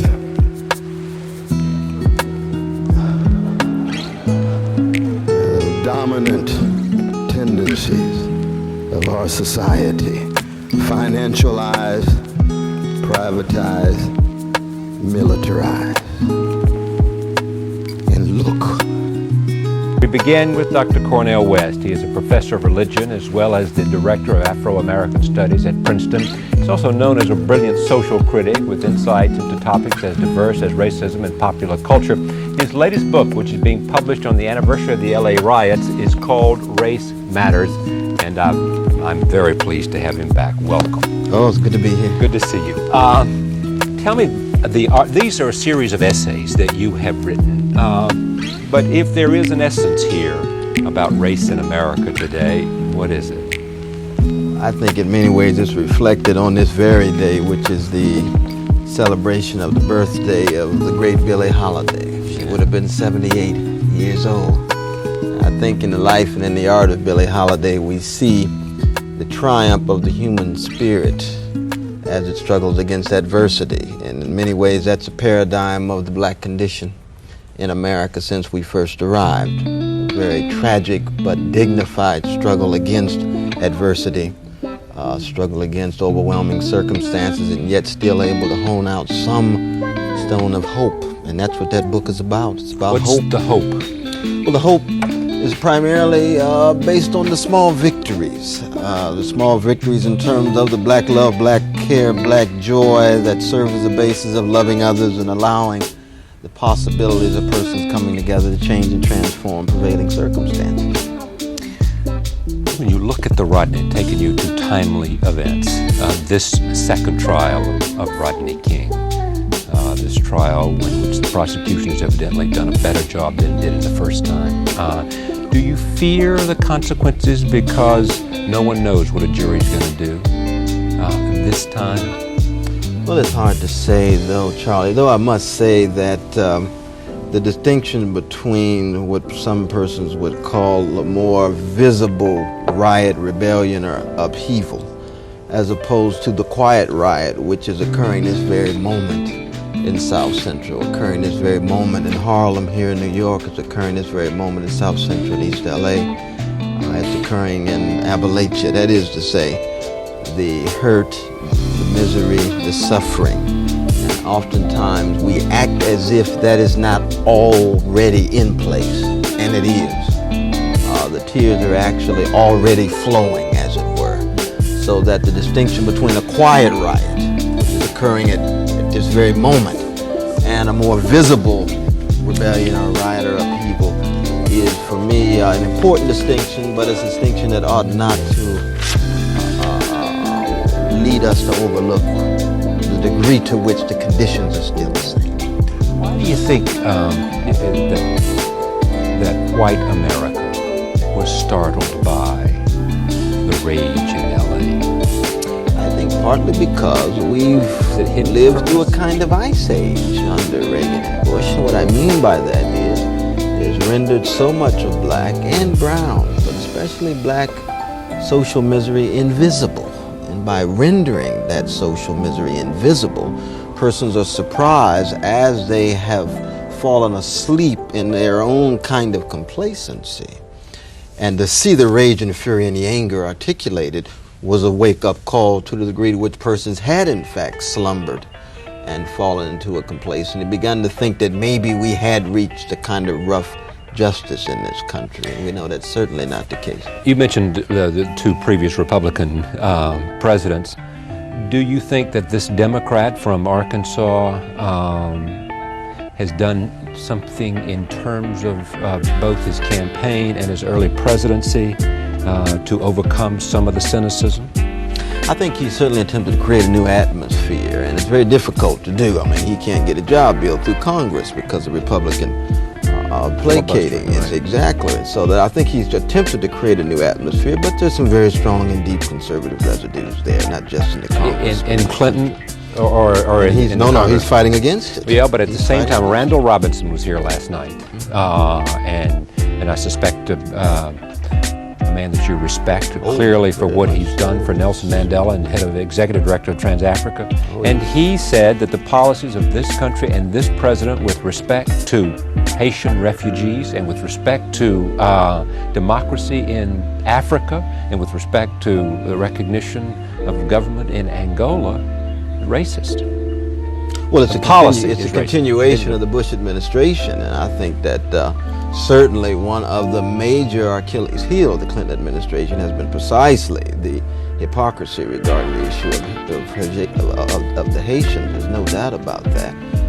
Certainly, I would say in regard to policy regarding in regard to African countries as a whole, there's still been a downfall and a shortcoming in this regard. So I would want to share Randall Robinson's concern, but at the same time I would argue that on domestic issues he's trying to turn the country around. Mainly by changing the economic. Well, most importantly, mainly by talking about the revitalization of the public sphere. Of this public sphere. The public sphere. From in terms of a role of government and a positive and public health care, public provision. A role of government to influence how we treat and how we respond to those who suffer the most. That's right. That's right. And at this point, it's been primarily a rhetoric with some policies in place, but he's up against a lot, and it takes a while to turn a country around. And then at the same time, we still have the cultural decay. We still have the misery and the suffering that I alluded to earlier. Do you find anything that resonates with you? I know you from many. I think you've probably been on this broadcast as much as any other single individual since I've been on the air.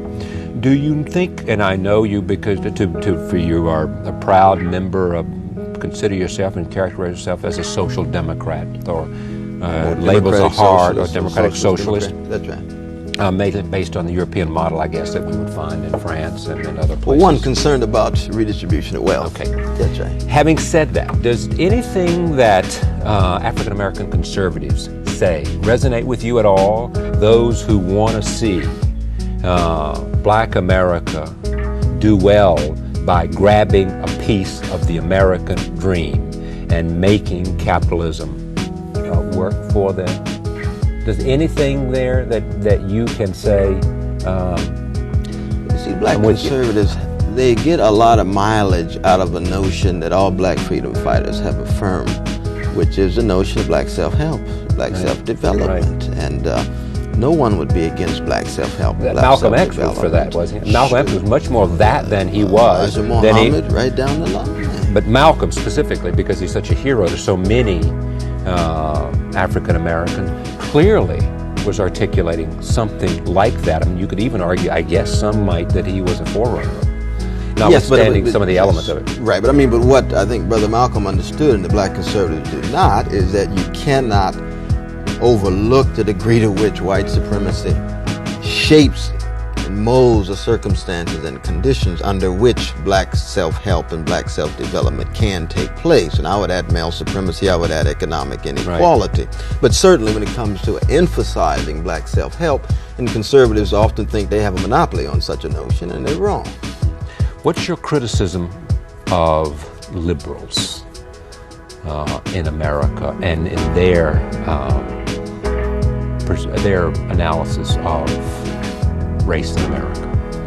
I think the problem often is that liberals at times tend to be spineless milquetoast, which is to say that they're not paternalistic. The degree to which they act on their convictions is often quite weak, and that they refuse to acknowledge the degree to which America remains so deeply shaped by corporate elites and banking elites in this country. That liberals think that somehow the distribution of wealth in place can provide the background conditions for inclusion of others, so that the pie would get bigger, so that economic growth by means of corporate priority can remain in place.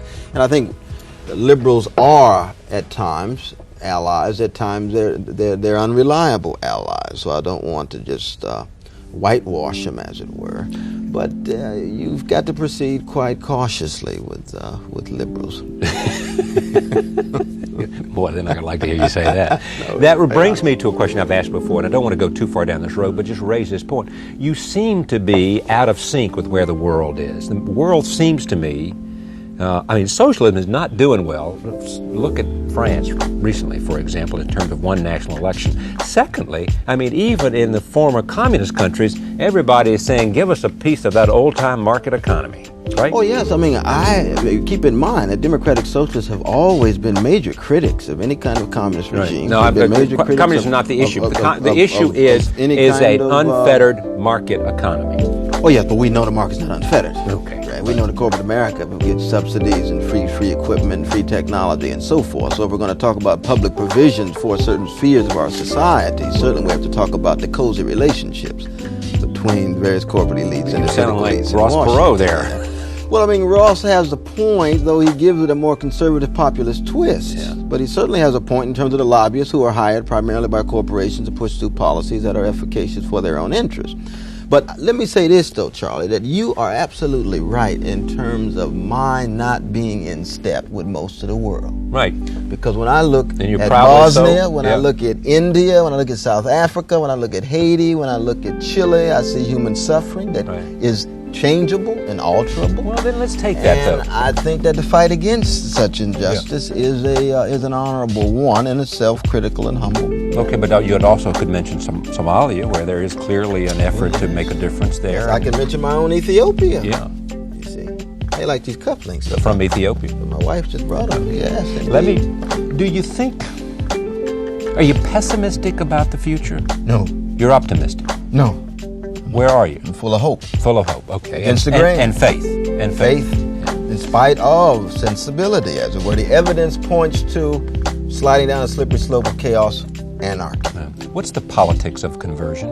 The politics of conversion is an attempt to rechannel powers and energies of ordinary people so that they believe they can make a difference, and if they come together, they can expand the scope of democracy.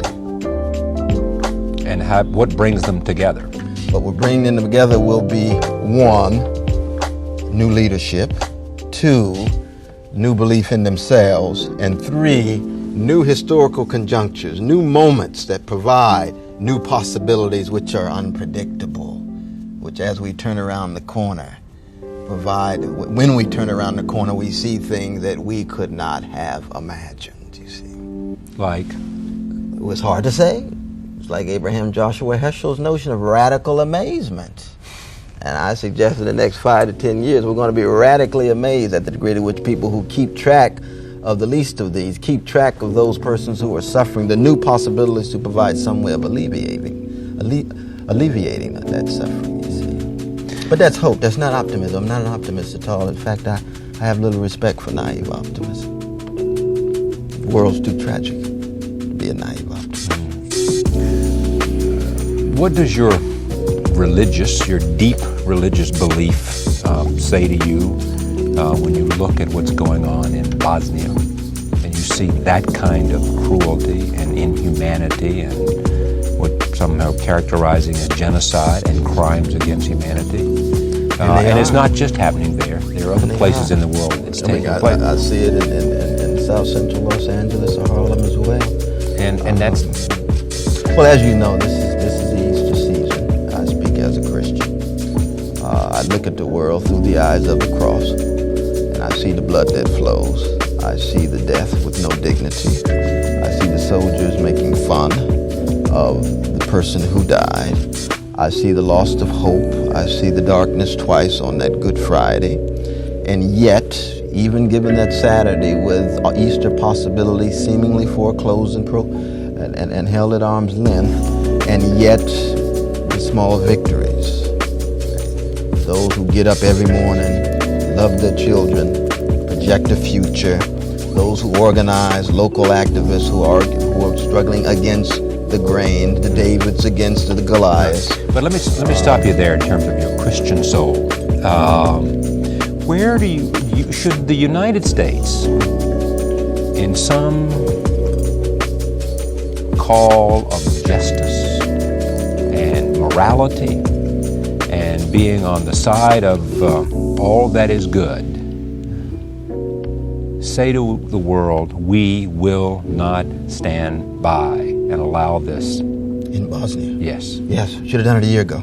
With American military leading the way. That's right. That's exactly right. And make the argument, though, when people say it's a quagmire, it'll suck you in and never let you go and will create division in this country like we've never seen before if American men and women are dying there in a way that our leaders cannot clearly articulate the national interest, albeit how incredibly obscene and vicious and undescribable the crimes. Yes, but see, I would argue that one does not fight Hitler based on national interests. You don't fight apartheid based on natural interests. You fight it on the basis of what? You fight it on the basis of, one, it being wrong, two, of it destabilizing the region, leading toward wider conflict, and three, allowing brutes and tyrants to get away with such gross dehumanization, such ugly behavior toward others on all three levels. And I think if we had done this about 12 months ago, we could have done it simply with either airstrikes and making symbolic gestures saying we will not allow it. Now, at this point, of course, we're talking about long-term investment. We're talking about American soldiers and so forth, so you're absolutely right. And some say it'll take 200,000 or 300,000. Some say even 500,000. Yeah, some say 500,000. Doesn't sound like Vietnam to you. No, I don't think the analogy holds there. But I mean, I recognize the strength of the plausible arguments on the other side. I think we need to have a public conversation about this. We need a debate about this. But certainly, do you think we're having that public conversation? No, we haven't had a serious public conversation. And who's the follower? It seems to me that there's one person that commands the debate. You know, and politics rules, though, because you may not want to have that debate right now because there are other items on the agenda. And each day, more people die because there are other agendas to pursue, whether they're not, and you don't want to cloud the agendas. Right. I mean, I think push too many things on the table. That's what has happened in the Clinton administration. Very much so. Very much so. Tell me about black nihilism and what it is. It is the black hopelessness and meaninglessness and, most importantly, lovelessness that too many black people and especially black children are undergoing this very moment. The shattering of family and neighborhood, the proliferation of combat zones and existential wastelands that too many black folk are up against. Almost 50% of black children live in poverty in this country. What kind of future are we talking about, you see? And the most frightening thing, I think, is that denialism leads toward a certain kind of cold-heartedness and mean-spiritedness. If, in fact, no one feels that my life is worth any value, why should I value the life of others? And it spills over in the forms of social chaos that I think sit at the very center of the chocolate cities in this society. What's a chocolate city? A chocolate city is a black and brown city. It's a New York, it's a Chicago, it's a Detroit, it's a Washington city disproportionately black and brown. Vanilla suburb, those suburbs that are disproportionately white, those work in the city during the day and go back to the vanilla suburbs at night. Should Jesse Jackson be elected head of the NAACP? My own view is no. I have great respect for Jesse Jackson. I think he's one of the towering figures of the Black freedom movement in the 20s.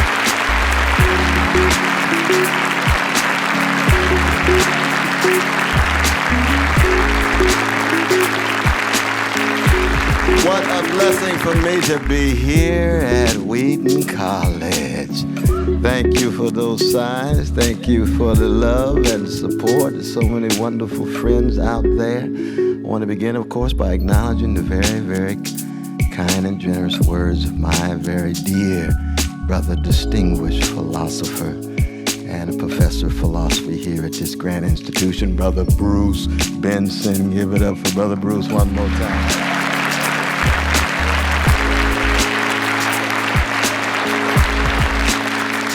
I was blessed to spend 2 hours in high-quality dialogue with his students, wrestling with that classic Zionuzate being in time, 1927, Martin Heidegger, as well as students from his class in Christianity and postmodernity.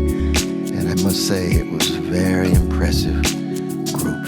We engaged in some pushing each other against the wall in a loving way in order to come to terms with some of the crucial issues raised by Heidegger and his relation to Levinas and Deleuze and Derrida and Richard Rorty and so many others. Of course, I want to acknowledge my dear brother, Professor Vincent Baycoat. He's just been a gem and a jewel here with his beloved wife and daughters. Thank you so very much, and salute the work that you do. It's wonderful times we get a chance to bump into each other at the American Academy of Religion. Various presentations there, and of course he was there with Brother Patrick Lanner. Where is he? Give it up for Brother Patrick. Brother Patrick. Thank you very much. Indeed. Can you hear me all right with the microphone? Yeah, okay, that's good. That's very, very good. I know that my dear brother Michael Horton is here somewhere, who's a towering figure, prophetic voice, and where is Brother Horton? Where is he? Yeah, give it up for Brother Michael Horton. Isaiah, you with Isaiah too? Isaiah's there with you? Is Isaiah too? Stand up, Brother Isaiah. There it is. Give it up for the brother. We were roommates at Harvard College just a few years ago. And he's now one of the towering figures in the Seventh-day Adventist movement, as well as in the prophetic Christian witness in this nation. Dwight McGee is here, who's a towering public intellectual. Give it up for him as well. And Dwight McGee. This is a man who taught me about Jonathan Blanchard. Oh, I love Brother Jonathan. Wasn't he on fire when he founded this grand institution in 1860? Give it up for Brother Jonathan, too.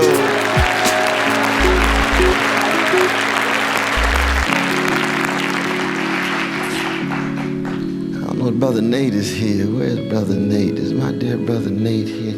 He's on his way. To tell him I love him as well.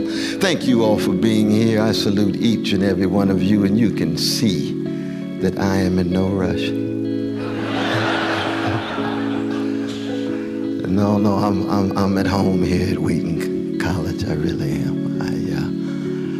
I know that I am who I am because somebody loved me, somebody cared for me. Somebody attended to me. And it has everything to do with being the second son of the late Clifton and the present Irene B. West, being the brother of Clifton and Cynthia and Cheryl, and being the father of Zaytoon and Clifton. And I say that because I cannot conceive of whatever witness I have been able to bear as the cracked vessel that I am, without being a product of Shiloh Baptist Church. Reverend Willie P. Cook, who was a kind of minister who would work on the roof of the church to make sure that the raindrops didn't fall through.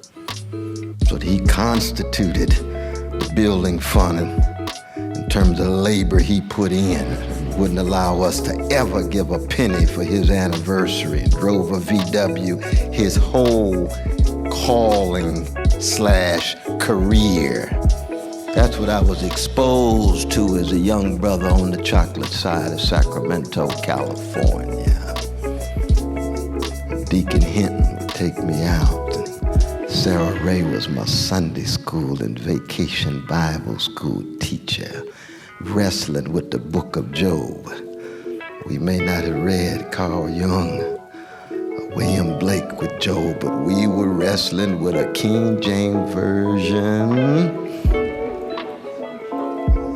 that taught us about what it means to engage in critical reflection with existential consequences. I decided at 7 years old that I was going to make Jesus my choice, and I intend to be faithful unto death. And I'm 60. Before I was 7 years old, I'd already beat up 2 teachers. And I'm not proud of that. It's just another way of saying I was a gangster before I met Jesus, and now I'm a redeemed sinner with gangster memories and proclivities. And that's very much how I approach any subject matter that I engage.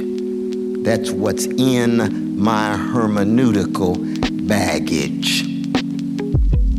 You begin with a certain kind of intellectual humility, echoes of that line 38A of Plato's Apology, the unexamined life is not worth living for the human. One can hear Fannie Lou Hamer adding in song from Mississippi. The examined life is painful. It takes courage to examine who you are. It takes courage to view yourself as the subject matter for interrogation, scrutiny, and questioning. Love the wonderful line of the great Erasmus when he said, "Saint Socrates, pray for us." And by the us, he meant Christians. He was talking about the intimate connection between the legacy of Athens and the legacy of Jerusalem. And I begin with Socrates. And we should keep in mind that a description of Socrates actually looks much more like Curtis Mayfield than Michelangelo. The beautiful flat nose and big lips and huge neck. Standing on 1 foot in the snow for 24 hours. The Greeks called it a topos, unclassifiable. No one like him. No one would have a category that could subsume him, Socrates. And what is he doing? He's situating us in our pilgrimage from womb to tomb. What does it mean to be human? We know the Latin humando is the source of our English word human. Humando in Latin means what? Burying or burial. That we are creatures made in the image of God on our way to death, not just death in the abstract, on our way to being corpses. What does it mean to be a featherless, two-legged, linguistically conscious creature born between urine and feces? That's who we are. funky. People ask me why I spend so much time with geniuses like George Clinton and Bootsy Collins. And they remind us we all emerge in the funk. That precious mama's womb that got us out. No matter what color, class, civilization, sexual orientation, or culture. I see two distinguished graduates here at Wheaton. Just hold your hands up, both of y'all, just hold your hands up. Give them a hand right here, give those two a hand. We got the alumni coming back. Another alumni too, 3 alumni coming back. 4 alumni of color too. Whoa, yeah, that's all right. That's all right, Wheaton on the move. Jonathan, thank you, Jonathan. Charles too. We also want to, of course, keep our dear brother Billy Graham in our prayers. What's about 95, 96 years old now? We pray for our dear brother, North Carolina, as he struggles. Those last moments with his dance with mortality. In light of all of those years of bearing witness. Indeed, oh, that's Wheaton too. That's Wheaton College too. Indeed. But I was talking about being a corpse. The fact that our bodies will be the culinary delight of terrestrial worms.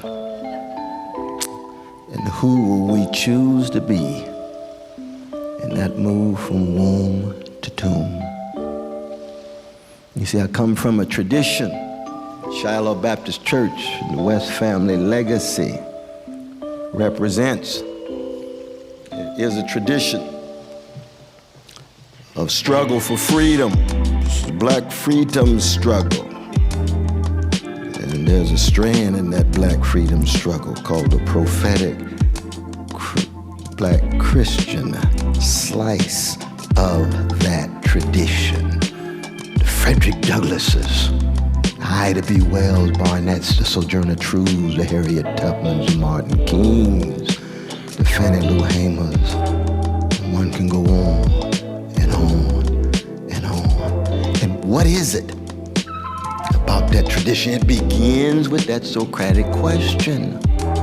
It is the same question I raise to each and every student who has ever come through my classes, no matter where they are, Princeton, Yale, Union. I teach now at prisons. I've taught in prisons for 37 years, and I'm teaching at Rawway Prison right now, 150 brothers.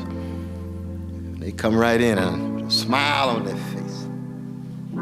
Begin with Plato's Apology and Augustine's Confessions. And I tell them, just like I tell you tonight, do you have the courage to learn how to die in order to learn how to live? Plato himself says philosophy, philosophy, a love of wisdom, meditation on, preparation for death.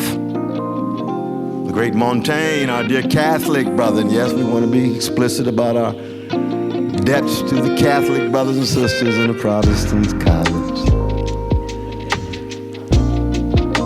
Needed somebody to rebel against.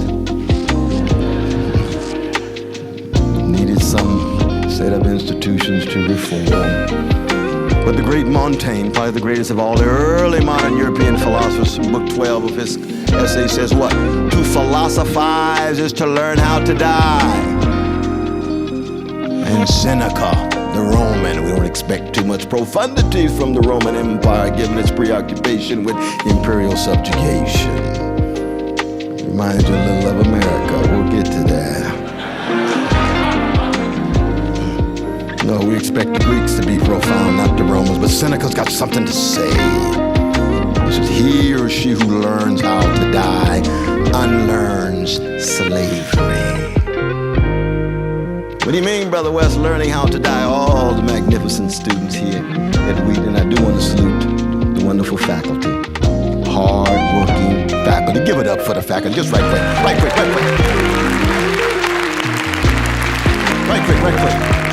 Hard work. Students know, anytime you examine assumption, or presupposition. When you interrogate a prejudice or a prejudgment and decide to let it go, that's a form of death. That's a form of death. And there is no growth, development, there is no maturation, there is no rebirth without death. So anyone seriously engaged in the attempt to embody and enact the art of living must be on intimate terms with forms of death. And that's why courage is so important. And I want to stress courage, especially to the younger generation, because it's very rare these days, especially in colleges, that courage is elevated as a grand virtue. Young people these days are told to be what? Smart, like smartphones,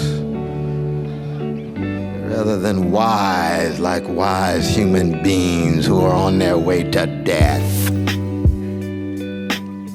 Courage to think critically, courage to love, courage to hope, courage to fall in love with the life of the mind as it relates to enabling you to be a better agent for the kingdom. Socratic courage, learning how to die. Dogma, doctrine, some dogma and some doctrine you may have to give up in order to learn how to live. Some dogma under the spotlight, you examine it and you hold on anyway. Beautiful. At least there's integrity in the process by which you arrived at your dogma. Don't confuse holding on to dogma after Socratic interrogation with being dogmatic. To be dogmatic is to be fearful of Socratic interrogation. You're scared to put it under the spotlight. Let's examine it. What does Nietzsche have to say? Interesting, but he's wrong. What does David Hume have to say? Fascinating, sophisticated, it hurts, but he's wrong. That's learning how to die. That's what the Greeks call paideia, P-A-I-D-E-I-A. That's deep education, not cheap schooling. That's what I love about Wheaton College.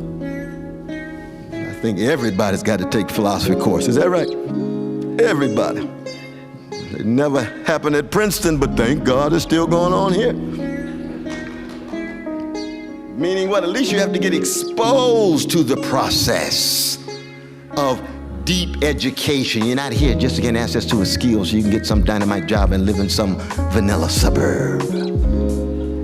No, you're here to learn how to die. Of course, Paul says what in the New Testament? Christians must die daily. Die daily.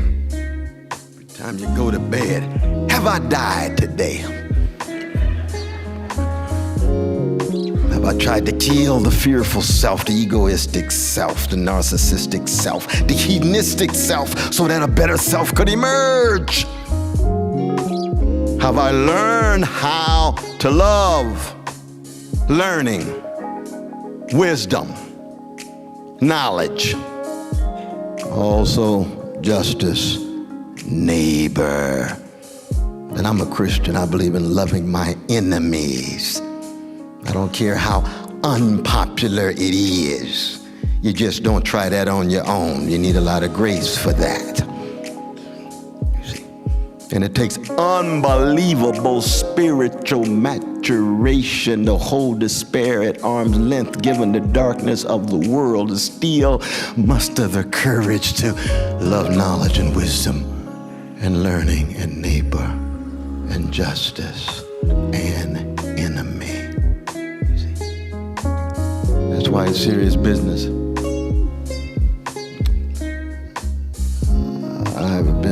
blessed to be on the Christian journey precisely because in undergoing the process of paideia, it is a fundamental turning of the soul.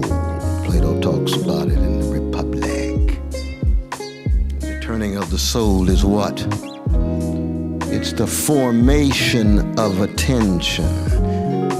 I'll tell you very much who you are if I can determine what you attend to. And the formation of attention is a shift from the superficial to the substantial.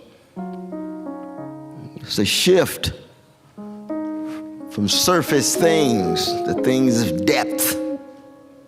And these days it's a shift from the bling bling, from glitz and blitz in the cultural superficial spectacle, obsessed with titillation and stimulation in a land of smartness and dollars rather than wiseness and deep justice.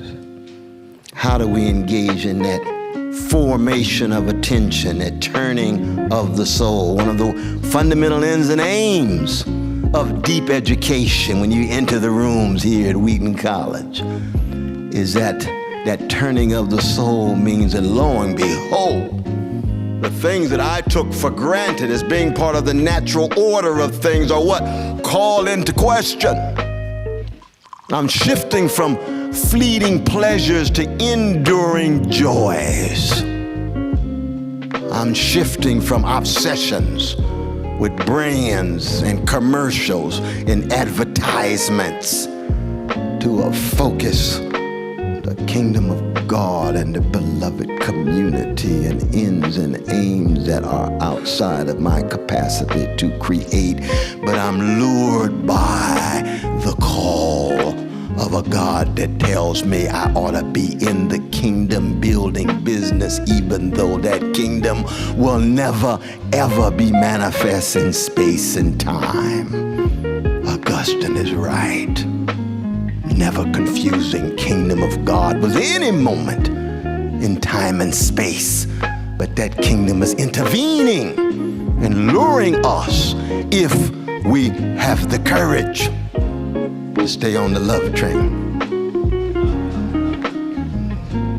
Love of wisdom, love of knowledge, love of learning, love of neighbor, love of justice, love of enemy. That formation of attention goes hand in hand with a cultivation of a self. And this is crucial, because we live in a time in which the self is constructed to us and projected to us as the how to be. Video, film, TV, newspaper, especially corporate media, shot through with spiritual malnutrition and moral constipation. Because some of the folk know what's right, it just won't flow, it's stuck.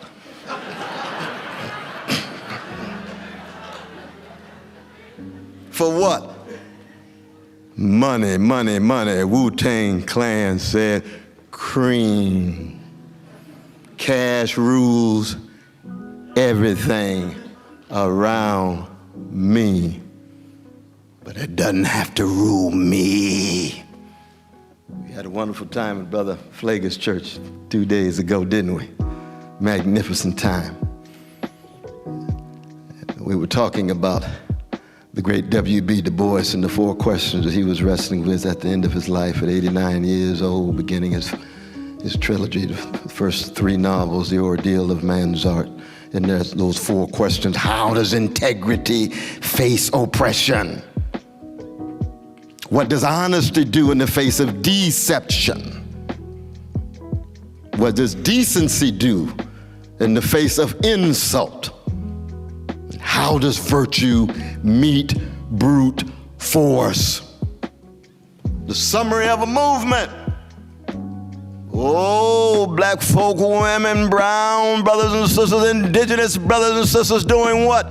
Wrestling with being terrorized, traumatized, stigmatized, and still wanting to straighten their backs up and stand up for integrity, honesty, decency, and virtue, and all four of them easily becoming so radically against the grain in a culture that's characterized by monstrous mendacity, hyper-hypocrisy, and ubiquitous criminality.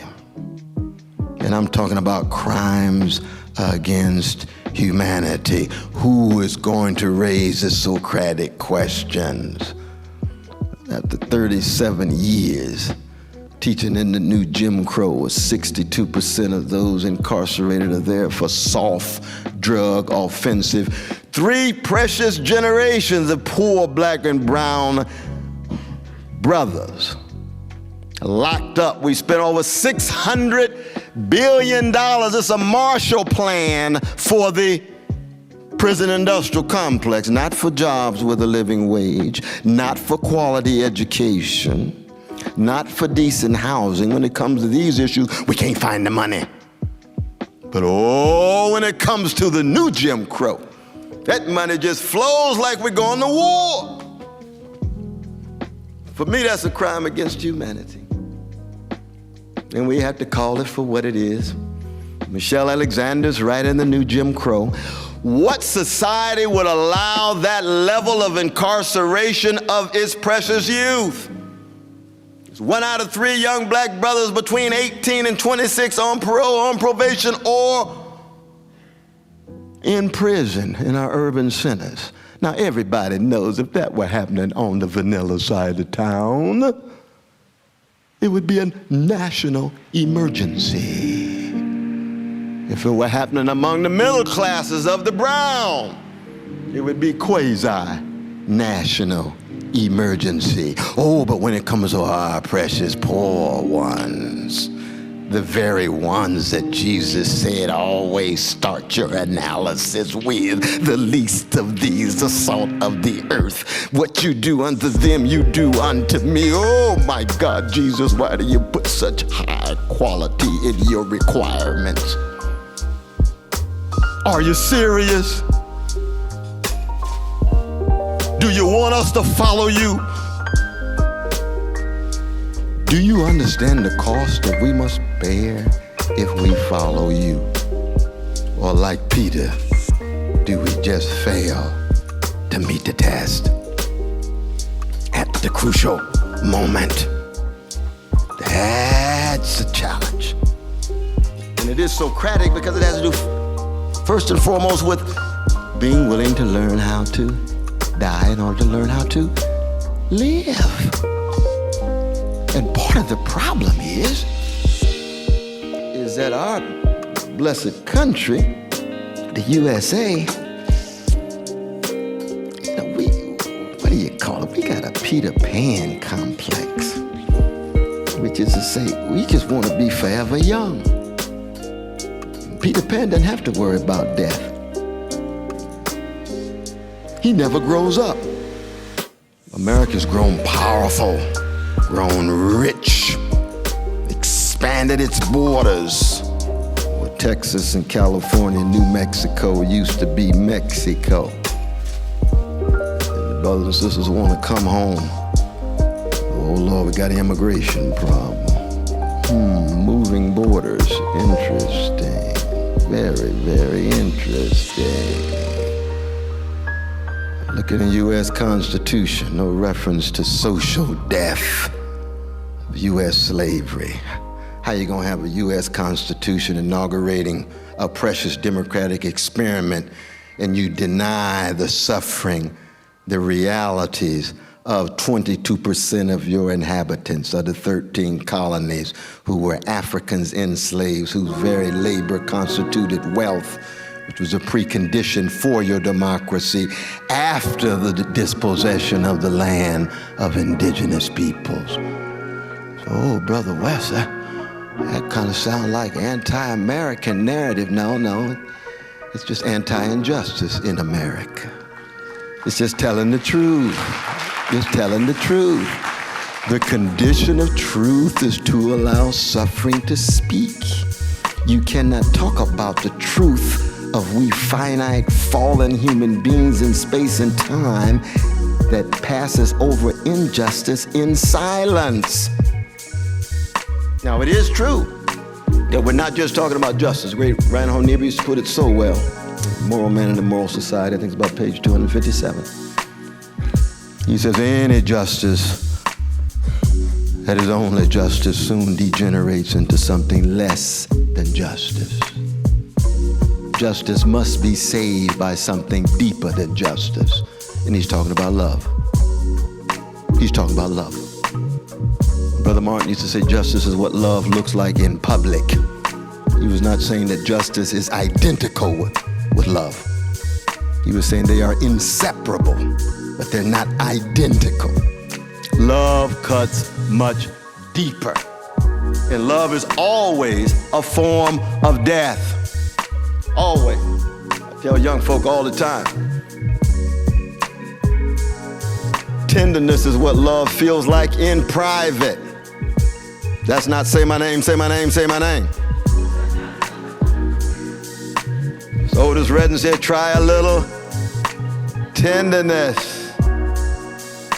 Because love forces us to call into question and even murder that isolated, egoistic self as we are entangled with another self in a love relationship. You actually have been reborn. Walk around with a smile on your face now that you got your loved one. It might just last a few weeks. Sappho was right. Bittersweet is coming your way, but that's all right. Be happy now. But you cannot deny that you are a new self. And my God, those of us who have the audacity to call ourselves Christian in the 21st century, anybody who's been washed by that blood at the cross and by blood, I'm not talking about Kool-Aid. I'm not talking about that thin stuff. I'm talking about that thick stuff that turns your world upside down, and all of a sudden you've got a new set of dispositions and orientations, even as you're dealing with that old self that persists, that civil war that takes place inside of you every day as you try to die daily. Yes, love and death inseparable. But in a market-driven culture, and especially in the U.S. culture, given all of our claims about technological innovation, constitutional democracy, skyscrapers, jazz, baseball, what else? Hot dogs. All the contributions we've made. Going to the moon. We can go on and on and on. That too much of American civilization is still death-ducking, death-dodging, and death-denying. And that's precisely why we almost lost American democracy in the 1860s with the most barbaric of all civil wars. 750,000 dead, each life precious. Why? Because chickens come home to roost. You reap what you sow. You deny social death, you deny U.S. slavery, and it comes back to haunt you, and lo and behold, you end up having to engage in this bestial battle with the violent insurrection to overthrow the U.S. government. That's what the Confederacy was. I remind my Southern brothers and sisters who like to wave the flag. That flag signifies trying to crush American democracy in the name of what? Dominating these black people. Keeping them afraid, keeping them intimidated, exploiting their labor, subordinating them vis-a-vis the status quo. It took a violent revolution to overcome that, and it was beyond description. Thank God that Brother Abe was in the driver's seat. Can you imagine Andrew Johnson being there at the time? We all be speaking a different language. It's amazing. We've been able to get through. That's why Brother Jonathan Blanchard is no joke. He may have been obsessed with liquor a bit more than I would have been. God bless him. We Holy Ghost Free Baptists, we don't worry about the liquor that much. And I appreciate you all's differing perspectives on this. But slavery, my God, even secrecy among the Masonic temple. For what? Elite activity at the top, coordinated activity at the top with no transparency, no democratic accountability whatsoever. That's what Brother Jonathan was also concerned about. I understand. Let's bring it to light. We can't have a Socratic dialogue if everybody is keeping things behind their backs, if there's no openness and vulnerability. There is no love of anything without vulnerability. Classroom, religious ritual in your own household. But it's very difficult these days to be vulnerable. Why? Because the market will take it, wound, scar, and bruise you, make big money, and make you think as if somehow you were Satan's first cousin. And yet everybody knows we all crack vessels. Everybody knows we've all fallen short. You see? What I love about the Black Freedom Movement, and I connected to Chekhov, of course, because Chekhov is not just for me the greatest artist of late modernity, but he's a blues man without ever hearing the blues. He deals with the catastrophic constantly. The darkness is always his companion, and yet he responds with unbelievable compassion. Chekhov a Christian? No, he's agnostic. He comes out of that rich Russian Orthodox tradition that says absolute condemnation of no one, unconditional love of everyone. That's Chekhov. I was telling the class earlier today, Chekhov going to the church, sometimes singing in the choir, looking at the passion and the Christian ritual, tears coming down, saying it's too beautiful to be true. I don't know how these Christians can believe it's true in such a dark world, but I'm moved by the story of it. The unstoppable, unsuffocatable love that flows from that cross that bounces back that third day with the crucifixion on Friday and the wholesale darkness, the death of God on that holy Saturday. Chekhov says, oh, these Christians, somehow they make a leap and I can't take off. I just don't have the wings.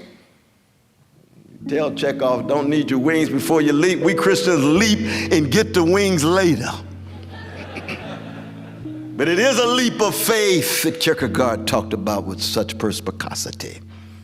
He couldn't make it, but he was moved by the story in which compassion, the stories, the narratives in which compassion is at the center. That's the Chekhovian dimension of my particular kind of Christian witness. But my witness, of course, is rooted in what? It's rooted in a blues people.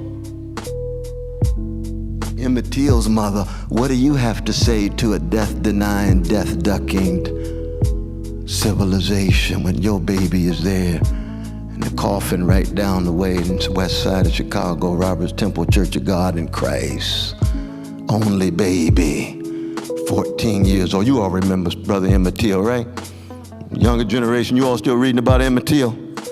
Absolutely, you know what I'm talking about. 50,000 people marched through that church. It was the first massive civil rights demonstration 3 months before a dear sister named Rosa Parks sat out on a bus in order to stand up for justice in Montgomery, Alabama. Miss Till, what you got to say?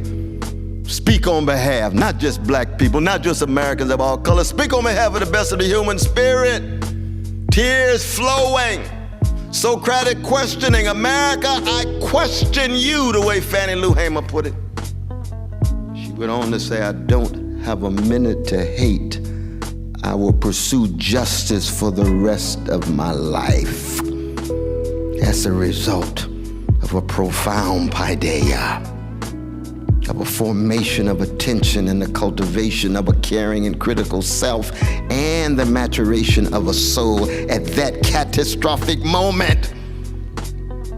She still was a blues woman that says, I'm not going to allow the gangsters and the thugs who murdered my baby to have the last word, because if I hate, it would be an extension of their hate. I will love, and that love will be able to allow me, even if for the moment, to be temporarily defeated. I'll have my integrity and decency and honesty and a sense of virtue so that I'll still be able to put a smile on my grandmother's face who labored on the plantation in the South with the same quest for integrity, decency, honesty, and virtue. Miss Till, we salute you. She's not the only one. Just listen to the parents of Trayvon Martin. Listen to the parents of Jordan Davis. Happens all the time, day after day after day. How could it be that these hated people, despised black people, keep dishing out all of this love? Oh, Jonathan Blanchard would tell you. Oh, right here in this site, Underground Railroad, is that right, Brother Dwight? I don't know where it was, but somewhere around here. They were hiding some black people. Hunted down by other American citizens, supported by American law, affirmed by American government. But those same black folk, at their best, same tradition. The hate. I would rather be on a higher moral and spiritual ground than win and be a gangster like those who gangsterized my baby. Martin King had the same challenge when he gave the eulogy for the 4 precious girls that were blown up in Birmingham, September 1963. Martin, what you gonna say? Martin's got memories. Just two and a half years earlier, they'd put him in a paddy wagon, pitch dark, with a German shepherd, didn't tell him where he was going. Driving around for 5 hours, they were driving, and the German shepherd is continually coming at Martin in the dark.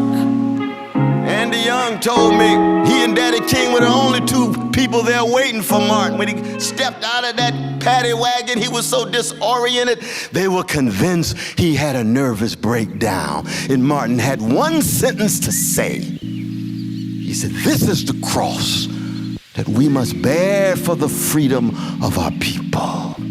The scandal of the cross, no plaything at all. No, if you're gonna follow Jesus, you got to be serious with a smile.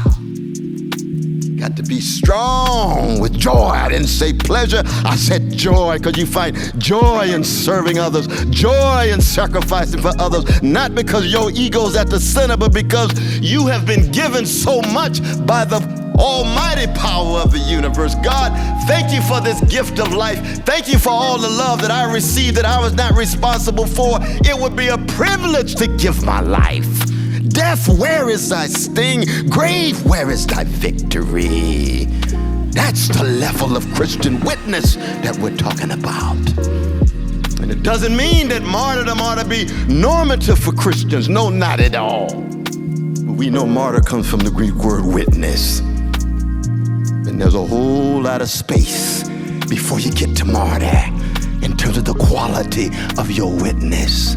How deep is your love? What is the quality of the service to others? Do you stay in contact with the humanity of others? It could be our Arab and Muslim brothers and sisters, stereotyped as terrorists. It could be our Jewish brothers and sisters in so many places involved in Jew hating. It could be our gay brothers and lesbian sisters. It doesn't matter how we agree or disagree. We can debate about same-sex marriage. We can debate about a whole host of things. But as Christians, we are to unconditionally love and stay in contact with other people's humanity. It's not a political issue for Christians. It's political disagreement, political consequences. At its center, it's a moral and a spiritual issue. And our indigenous brothers and sisters, they don't have to be in the room for us to always be hypersensitive to their suffering and affirming their dignity. This is not PC chit-chat. This is about Christian witness. Don't get it twisted. It's very important because it's easily trivialized. No, this flows from those who have been transformed by the blood at the cross. Now, it is fascinating that Socrates never sheds a tear. He never cries. Like Jesus, he never wrote a word. I do not encourage that among the students here at this Grand Institute. I want you to be Christ-like, but you got to write your papers now. I want you to be like Socrates, but you got to write your papers. But you see, the legacy of Jerusalem, beginning with our precious Jewish brothers and sisters, begins with cries of affliction. Socrates never cries because he never loves concrete human beings. He loves wisdom and learning. That's different than loving concrete human beings. It's one of the great contributions of Judaism to the world. It's a kind of moral revolution in the species.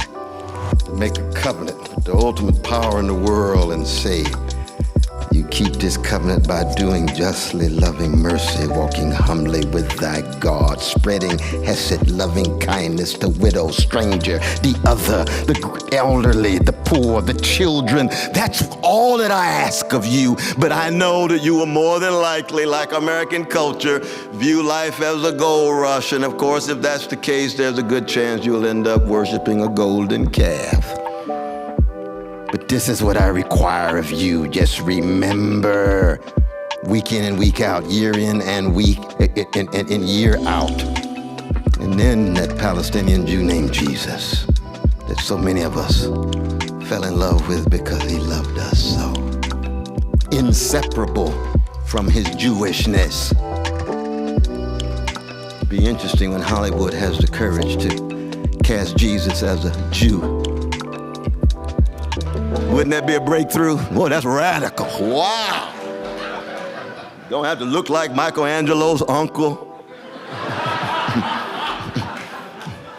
You don't have to be white Anglo-Saxon Protestant, well-to-do, handsome, and the most popular person at the party on Saturday night. No. We're talking about a Jew with swarthy complexion. Country boy. Doesn't get to the city till late and has a message when he arrives.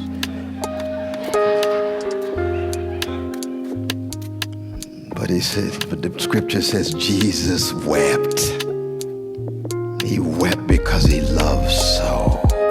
And he didn't just love wisdom. He loved Lazarus. He loved the people in Jerusalem. And in the end, he loved me. And he loved you. And our challenge is, how do we bring together the spirituality of deep Socratic questioning with the spirituality of genuine loving, genuine compassion? And I could just turn on John Coltrane's Love Supreme and end the lecture right now. That's the two coming together. I could turn on some Curtis Mayfield right now and look and observe and hear the deep Socratic questioning in his music of not just America, but of cowardice, of hatred, of envy, not just the vanilla brothers and sisters, but chocolate too. Because the legacy of white supremacy operates within the souls of black and brown and red peoples.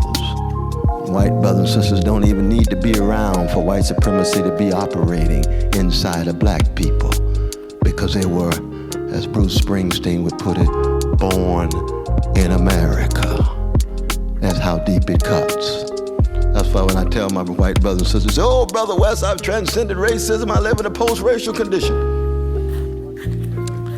I said, I'm 60 years old, I've been wrestling with white supremacy every day of my life, and I still have some inside of me.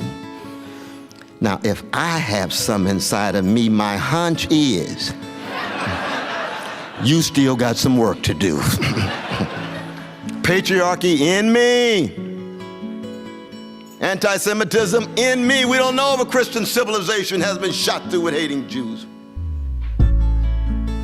Anti-Arab, anti-Muslim still in me. I'm in America. I gotta fight it every day. I've gotta learn how to kill it every day and be reborn every day. Imperial identity. What makes anybody think that a baby in Yemen and Pakistan and Somalia has less value than a baby in Connecticut or Chicago or Los Angeles? This sensitive American baby, the only babies we're really concerned about if they're innocent and killed. Please, in that case, every flag is under the cross. That cross signifies unarmed truth and unconditional love. And when the flag falls short, I don't want the flag waving to hide and conceal the suffering of God's babies and God's children. So, oh, that sound anti-patriotic? No. That's what it is to be a follower of Jesus of Nazareth.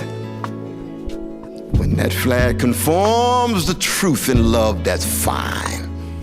But when it's used and deployed to hide and conceal crimes against humanity, you need to call it into question. It's one of the reasons why Martin Luther King Jr. died so unpopular. 72% of Americans disapproved of him. 55% of black people disapproved of Brother Martin when he was shot down like a dog in Memphis. How come? He's become unpatriotic, you know. Oh my God, he's critical of the Vietnam War. He's not waving the flag. We thought that he was a thoroughgoing patriot. And what did Martin say? You never knew me. I'm a Christian. I'm a cross bearer before I'm a flag waver. I ain't got nothing against the flag when it's willing to follow the love that cross. The scandal of that cross in such a cold and cruel world is all about. And that's our challenge today. And I'm just blessed to live at this particular historical moment where I could be a little small part of the cloud of witnesses that says, I'm going to remember, I'm going to revere, and I'm going to resist in the name of a kingdom with a grace that empowers me with a love that I can finitely and partially enact and embody and become part of various movements for justice, not in a spirit of self-righteousness, but with humility, vulnerability, and tenacity as I learn to listen to the critics, but hold at arm's length the liars who will disempower what one's calling is all about. You, Brother West, what has this got to do with the blues? It's got everything to do with the blues because, as I said before, the blues is about catastrophe.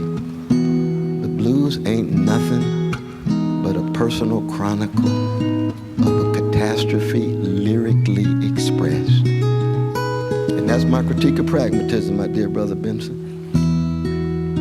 Pragmatism has been preoccupied with the problematic.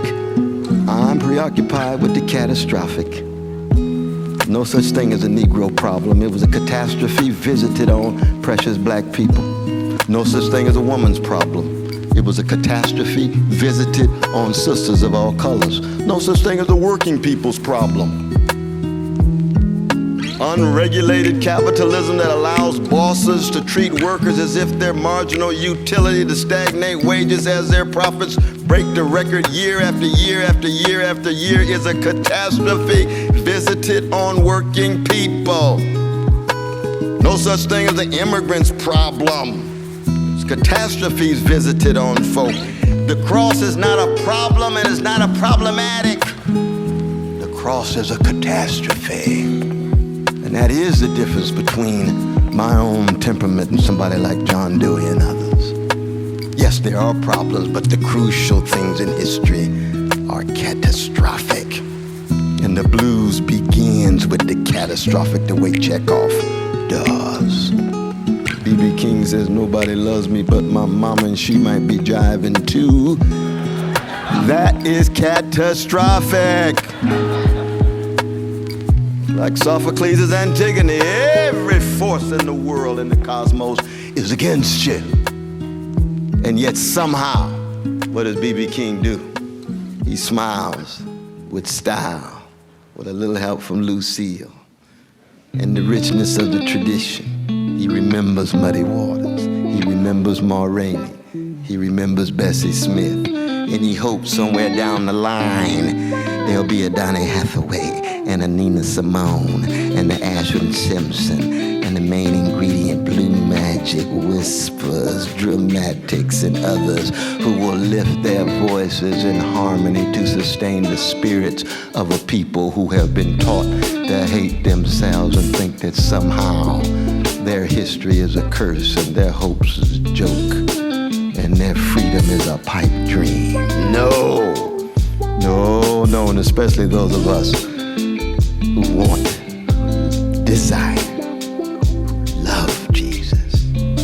Never in any moment trump possibility, given the inbreaking power of a kingdom that can lure us in such a way that we can continue to bear our witness. And there's no guarantee we will ever triumph in space and time.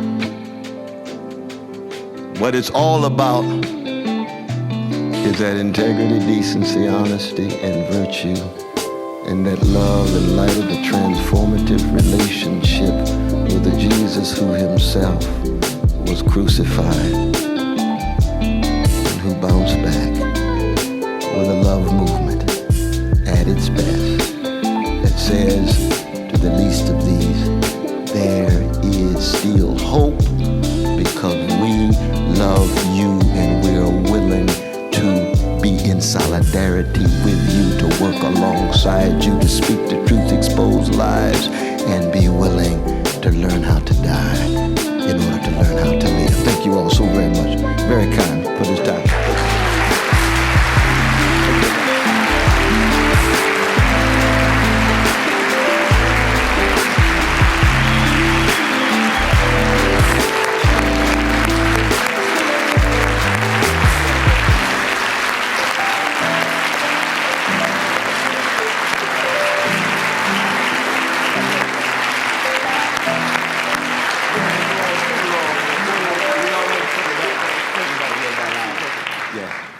Good time for question and answer, call and response.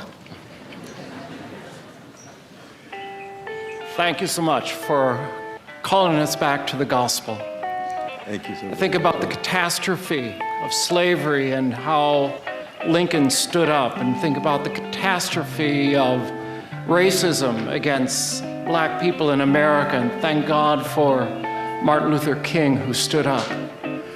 But who's going to stand up for that other great American catastrophe of the genocide committed against Native people, the ethnic cleansing, Andrew Jackson on our $20 bills, signed into law the Indian Removal Act, an act of ethnic cleansing. And who's going to take back the story, and who's going to speak out against the way that we committed ethnocide in the name of civilization? So where are the Native American voices? Who are the people that are going to stand up and right this wrong, which is one of the deepest scars in American history? No, I appreciate that comment, my brother. And you're absolutely right. Well, we had to keep in mind, but stay so I can look in your eyes, my brother. Yeah, there you go. Yeah, there you go. Oh, okay, you'll be in the back. That's right. No, because we got a dialogue and we got eye contact. Yeah, there you go. Oh, indeed, indeed. It's an I-thou kind of thing. I was just going to take the answer offline. Okay. No, but one is that first, there are a number of voices who are out there. They're just not on television and not in the corporate media. I travel all around the country. I was in El Paso just 2 weeks ago, in New Mexico, meeting with a number of those powerful voices. A lot of them are local voices, regional voices. The question is, when will those voices be able to be raised in such a way that they reshape our narrative, our dominant stories about ourselves. And you can see in my own very brief and sketchy and inadequate manner, I view my precious indigenous brothers and sisters as integral to any serious discussion about integrity, decency, and honesty in America as it relates to misery. But I think it's going to be a matter of allowing those voices to escalate, intensify, and spill over. That affects the mainstream and the streamlined media, but that's a very tough issue because as we know, corporate media is very much like most of American business these days. You push out small business, you push out community business, and it goes oligarchic, plutocratic, monopolistic. And that's very much what we have now, of course, in media, be it radio, TV, and so forth. So it's very difficult for our powerful voices to be heard of indigenous peoples. But I hear very much what you say, and you rest be assured, there's many of us, each time we speak, always acknowledging precisely the point that you made.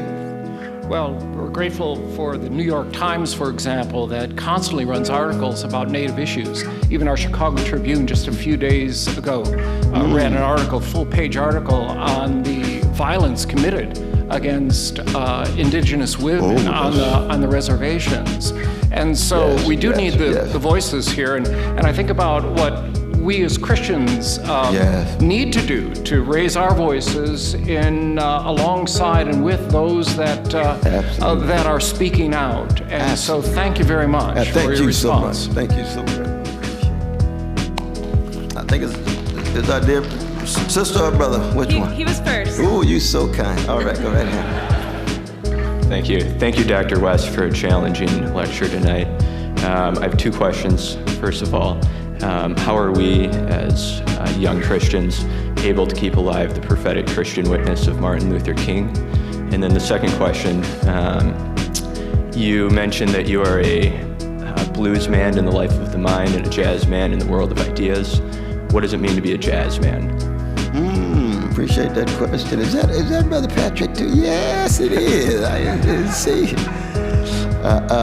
Well, one, when we say jazz-like, we mean someone who's committed to flexibility and fluidity, somebody who's willing to call one's dogma into question, but realize we always have some set of dogma as we approach the next moment. And that's precisely what a jazz man does. I was just with Jimmy Cobb, who was the last person alive on the Kind of Blue album of the great Miles Davis. He's about 86, 87. We spent the whole night just talking about his life and what it means to really be a jazz person. And it's fascinating because as we know, jazz is not just a mode of entertainment or a particular kind of music. It's a way of being in the world. In the face of unbelievable adversity, you still have resiliency. In the face of darkness, you still have flickering candlelight. Precisely because you choose to have your candle flicker. That's the jazz form. The same way with soul music, it's the sharing of a soothing sweetness. I didn't get a chance to go into this today, but we did talk about it at Flager's church. The way in which militant tenderness and subversive sweetness and radical gentleness is integral to one's struggle for justice. Because you can't be a jazz man if you're harsh. Can't be a jazz woman if you're harsh. You got to be tender, sweet, gentle in your voice. See, that's the voice of Gladys Knight. That's the voice of David Ruffin. That's the voice of Luther Vandross. That's the voice of Wanda Hutchison of the Emotions. Just listen to that voice. Learn from that voice. So when people tell me, well, you're really an intellectual, I say, well, you can call it that, but as a Christian, if I can be true as a Christian to the Jesus who intervened in my life and transformed me and connected to the voices that I just mentioned, if I could be 1/3 as subtle as the voice of a David Ruffin in my writing, in my speaking, I would not have lived in vain. That's my tradition. I'm not saying that Springsteen and Carole King and other folk don't have subtlety too. And I enjoy their artistry. Sondheim to me is almost not close to Chekhov, but he's close to Tennessee Williams, and that's not bad. Because I'm a Sondheim freak. But when it comes to my tradition that I have deep memories of. When I'm really down and out and the death threats are coming, I don't go to Sondheim. George in the Park, got to go. Here comes Aretha. Here comes James Cleveland. Here comes Shirley Caesar. Here come the voices of Grandmama. Take me back to the cross. Straighten my back up. Ready to fight again. Thought I was crushed. Nope, not this time. Maybe next time. Because you just don't know. It's just the Holy Ghost just holding us together anyway. You know, 2 weeks from now you hear, oh, West jump. No, I'm just kidding. I'm just kidding. That ain't gonna happen. That's not gonna happen. I appreciate the question. Go right ahead. Hi, Dr. West. You talked a little bit about what it means for us to personally die to ourselves. What do you think it would look like for communities or churches or institutions or maybe even nations to die to themselves? It's those individuals organizing and mobilizing and constituting some counterinsurgency, some counter voices, some counter veiling force against the powers that be. You see, but it does have to begin on this existential level. I don't say just individual because the existential level always connects us with the ancestors. There's an ancestor appreciation that's integral to who we are, so that our lives are so tied to the afterlives or a kind of afterlife of those who loved us, you see. And so in that regard, there has to be that kind of existential commitment that then puts organizing, mobilizing, pressure to bear through organizations and institutions, be it prophetic churches or mosques or synagogues or trade unions and so forth and so on. Okay. Definitely. We got, yes, there we go. I'm sorry about that though, brother. That's okay. Thank you for coming, Dr. West. I'm very grateful that you're here. As you were talking, you were discussing the need for courage to face what we see going on in our nation and the world. And you brought to mind a book that I and other members of the Hunger Program here have been reading by Henri Nouwen called Reaching Out. And it is about cultivating solitude in order to face the problems of the world from a kind of stilled position with communion with the Holy Spirit. How would you encourage us with a desire to cultivate that courage? How can we cultivate that courage to face the world and what we see in this world and the injustice in this world and still have hope? That's my question. Yeah, no, I appreciate that. And I don't know that book. I need to take a look at that. I was blessed last night to be in Trinity Lutheran Church in Brooklyn, where we had a magnificent gathering for Brother Oscar Lopez Rivera, who's been in jail for 32 years, who's in solitary confinement and sensory deprivation state for 12 and a half years straight. And it was interesting because what he says is he had to somehow transform loneliness into solitude. That's exactly what Henri Nouwen says. See, it's amazing. You know, it's amazing. It's how the Lord works, bro. It's amazing. And so, but the thing is that what went into his is going to be different than what goes into mine and what goes into yours, because we're unique. And just like our voices and our fingerprints, and nobody else has our voices, nobody else has our fingerprints. We're made in the image and likeness. There's no one else like us. So in that sense, we do, with the freedom that we have to choose how we go about doing this. And it has an element of skill, it has an element of character, there's an element of technique, there's an element of integrity. And we do it relative to, what you bring to it, what I bring to it. We can do it together as we help each other out. But I think there has to be some dialectical interplay between networking and community on the one hand and individual courage and willingness to sacrifice on the other. So even as you're attempting to do it individually, you still have to be connected to someone. He was connected to some imaginary ones in that place where they had the lights on for 23 hours, all white, in order to try to deprive him of his senses for 12 and a half years. I mean, to me, that's torture. I know that the powers that be disagree with that. For them, it's just waterboarding. I said, no, there's other forms of torture too, No, that's not really, but why don't you try it and see what you think it is? You know what I mean? Let's try it on you for about 3 days, and then you come and give me a report. No, yeah, I think it is torture, Brother West. And how come you changed your mind? Should have had empathy in the first place. Put yourself in other people's shoes and skin. You see what I mean? But I love how you put that, and I do. Afterward, come up and give me the title of that book, though, brother, because I want to read that thing. I will. Appreciate it. Appreciate it. Israel. Yeah, hi, thank you. You're very dynamic. So, at a personal level, I find that I'm very attached to my victim story. And I think what I'm struggling with just in my own life, which as a student I tended to project into societal issues in identification with oppressed groups, is that there's this internal resistance to forgiving people that have treated me unjustly. And so what do you recommend that somebody does when they find themselves unable to forgive? Wow, I appreciate your vulnerability, my brother. It's a heartfelt question. It's a powerful question.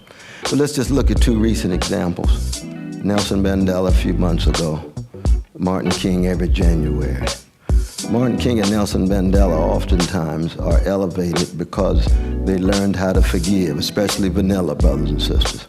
People just go crazy. Oh, we treated him so bad and he forgave me. He must be just a hero. Oh my God, I love him so. I said, no, you're missing the point. You're missing the point. Martin King and Nelson Mandela, they didn't go to jail to forgive white brothers and sisters. They went to jail because they loved black people. And that love of black people was so deep and mature that it reached a high level of forgiveness. Forgiveness is a species of love, and it forgives white brothers and sisters. But white brothers and sisters are not the central point of reference. And you got to tell white brothers and sisters, you know, sometimes it's really not about you first. You see, he went in to love black folk. Now, what does that say for us? How do we learn to love ourselves? What does Jesus say? Love thy neighbor as thyself. How do we have a mature form of loving ourselves that is so genuine that it can't help but spill over in such a way that it hits McGillicuddy, Rosenberg, Mohammed, and Thundercloud? But it starts at home. And this is a real problem because you can imagine, you see, in a white supremacist, a nation shaped by legacy of white supremacy, one of the ways of being highly successful is for people of color to love everybody but people of color. And you got a whole lot of Negroes I know love everybody but Negroes. And I said, ooh, that's sick, that's pathological. And don't say it in the name of Jesus. No, don't drag Jesus into this now. You're supposed to love thy neighbor as thyself. If you hating yourself, then your love gonna be highly contaminated in terms of how it overflows. But if you're only loving yourself, or you're only loving who folk who look like you better grow up spiritually. Or if you're putting others down because you're putting yourself up, you're still spiritually underdeveloped. So in that sense, we can learn from Nelson and learn from Martin. And of course, they're grand examples, but they're still cracked vessels. They're still human beings. They're not icons on a pedestal. They're in the mess like us. Both when they're alive and now that the worms got their bodies and their souls gone. So in that way, it's a very important lesson. I appreciate that. Thank you. Yeah, you keep struggling too. That's wonderful. Yes, go right ahead. How you doing there, brother? How you doing, Dr. West? Let me just say, I've been a follower of yours for 20 years since I was at Cornell, and I first saw you. Oh, James Turner and the others. Yeah, Dr. Turner et al. But let me just say, I think part of what I really appreciate about your intellectual tradition is the ability to traverse multiple domains and call the question of social justice and equity, and do it in a way that has integrity and meaning and depth. And I want to ask a question about this larger challenge that I think we're experiencing as an American culture around growing inequality. Yes. And at the same time, we have a meteoric rise of black leadership embodied in President Obama, and we have a growing neoliberal understanding of how we're pressing forward, but it doesn't seem to be resolving the inherent inequalities driven by these inequities that are deeply rooted in a system of production, a system of reproduction of oppression. And my question for you, I guess, is what is our hope? Is it the dismantling of the institutional forms? Is it the political process? What is it? Because the more I study it and try to look at it and try to understand it, it seems like we're not getting any better, that this inequality is growing domestically and globally. So I'm gonna shut up because you have more to say in a much more coherent way than I do. Well, I don't know about that now, brother. You laid that out pretty clearly. Yes, you did. That's the truth, and eloquently too. And I put it this way, though, that, and I didn't get a chance to go into detail today because I only have so much time. But one, I mean, we live in not just a society, but a world, the rule of big money in the form of big banks and big corporations. And they're in the, big banks are in the, primarily obsessed with making deals, so they don't produce that much of productive value on the ground for the real economy. That's why the stock market could go up 30% last year, but there's no translation on the ground in terms of the wages still stagnating. Big money at the top, hemorrhaged, executive bonuses, CEOs, $45, $55, $65 million, and so on, you see. So the question then becomes, well, what do we do in a situation in which big money tends to rule more and more buying our politicians? So the U.S. Congress is not just a matter of political paralysis, it's legalized bribery and normalized corruption. And you see the moves back and forth. The very folk who's supposed to be accountable move right into the private sector with the big money. These are the folk you're supposed to oversee. No, you've been having tea and cognac every night. Right. Intimate relations. That's congressmen no matter what color. Congresswomen no matter what color. The president himself, he walks in the White House. What's coming at him? Wall Street. Geithner, can you hold him off? You're their best friend. Summers, can you hold him off? You're their intellectual representative. Well, what about workers? Well, no, we can't bail out the homeowners. We're going to bail out Wall Street. Well, bail out Wall Street without bailing out the homeowners? And maybe after you bail out Wall Street, no, then you're going to give them $85 billion every month for 3 years with zero interest rates. Wouldn't it be nice for students to have zero interest rates to go to school? How come you can't treat students like you treat big banks? Because the tilt, the rule of big money, students don't have representative voices. They don't have lobbyists. They got 10,000 lobbyists on K Street.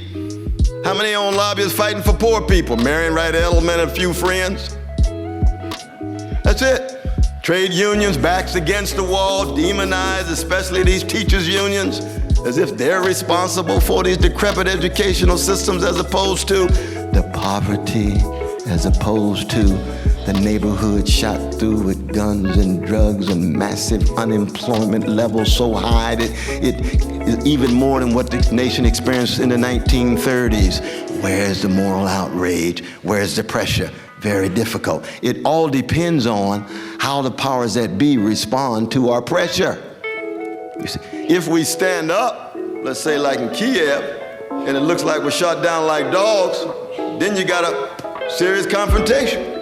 Now, I've always understood myself as a revolutionary Christian, but it's not revolutionary in the worldly sense. You see, I'm trying to overturn things in time and space, but I'm in the world, not of the world. So the revolution that I'm talking about overlaps with fundamental transformation in time and space, but it goes far beyond it. Why? Because in the end, all the social transformation in the world, if it loses sight of that radical love that Jesus talked about, is still sounding brass and tinkling cymbal. But the first part is, you need to have people to tell the truth. Now, people raise their voices and tell the truth about character assassination, literal assassination. Everybody says, well, maybe it's not a good idea to tell the truth because everybody's up for sale. And wait for the highest bidder. If you tell the truth, you get trashed. So-and-so told the truth, got done in, got pushed off the job. So-and-so told the truth on TV, never seen him again. You know what I mean? And then, of course, with the black president, it complicates things because our dear brother, he's got right-wing backlash coming at him. Sometimes it's vicious. He's a Muslim. No, come on. He's a socialist. Please, come on. He's neoliberal, as you say. He tilts toward Wall Street. How long did it take him to say, Mom, I'm worried about the new Jim Crow? 5.5 years for his AG to say it. 5.5 years, 3 generations of black youth, brown youth, 5.5 years for a president of color? What's wrong? We had a black president in 1945 who won and never said a mumbling word about Jim Crow. What would folks say? He lost his cotton picking mind. Because it's not just about black people, it's about what's just, what's right, what's fair. You see, national surveillance, national security, metadata collection, telephone calls collected. I'm a radical libertarian. Rights and liberties are very precious. This is exponentially expanded in the last 5 years. And they lie about it. We're not collecting. Yes, you are. We are not. Snowden, would you tell us what's going on? Woo. Now, Mr. Clapper, what you got to say? Well, yeah, I was just trying to be as least untruthful as I could be. Oh, no, you're lying, brother. We still love you, but you're lying. Y'all be ashamed of yourself. Mr. Obama, what do you got to say? I have a transparent administration and Congress has full overview of what's going on in the national security agenda. Get off the symbolic crack pipe, brother. You're lying. Congress ain't got no oversight. He knows that. He just figured MSNBC was put out his propaganda and get him through. And they paid to put the propaganda out, no matter what color. Even if they ex-civil rights leaders. Come on, Brother Sharpton. I love you to death. You ought to be ashamed of yourself. In the name of Martin Luther King Jr., hiding, conceding these lies and crimes of a U.S. government just because you won't be critical of a black man. We talking about integrity. We're not talking about skin pigmentation. We're talking about precious lives. We're not talking about your career to smile on the set with your beautiful suits. But you can bounce back, Brother Sharpton. Because we serve a God that gives us a second chance. And people can change. The same is true with the others. You see what I mean? Now, Fox is a whole different question. That's a whole different question. I don't have high expectations of those brothers and sisters over there. They got right-wing lies just coming at you so fast you can't keep track of them. But I still love O'Reilly and Hannity. And people say, Brother West, you sick talking about you love these brothers. No, you don't. You don't understand what it is to love Jesus. You just don't. And I'm not in it for a popularity contest. Head out. So when I'm on the show and we going at each other and I think he's wrong 95% of the time. And I acknowledge every once in a while he stumbled on the truth. Yeah, we together on that. I'm with Rand Paul on the drones. Now, I'm with Rand Paul on the drones across the board, but he's only concerned about American citizens. What makes him think that American citizens have more status than my precious brothers and sisters in Pakistan and Somalia and Yemen? And I told him up front, how come you didn't say anything about those precious brothers and sisters? Oh, you got a point, Brother West. That's not just a point. Thank you, brother. That's a requirement from the Lord that we all worship. Yes, go right ahead. Go right ahead. Hi,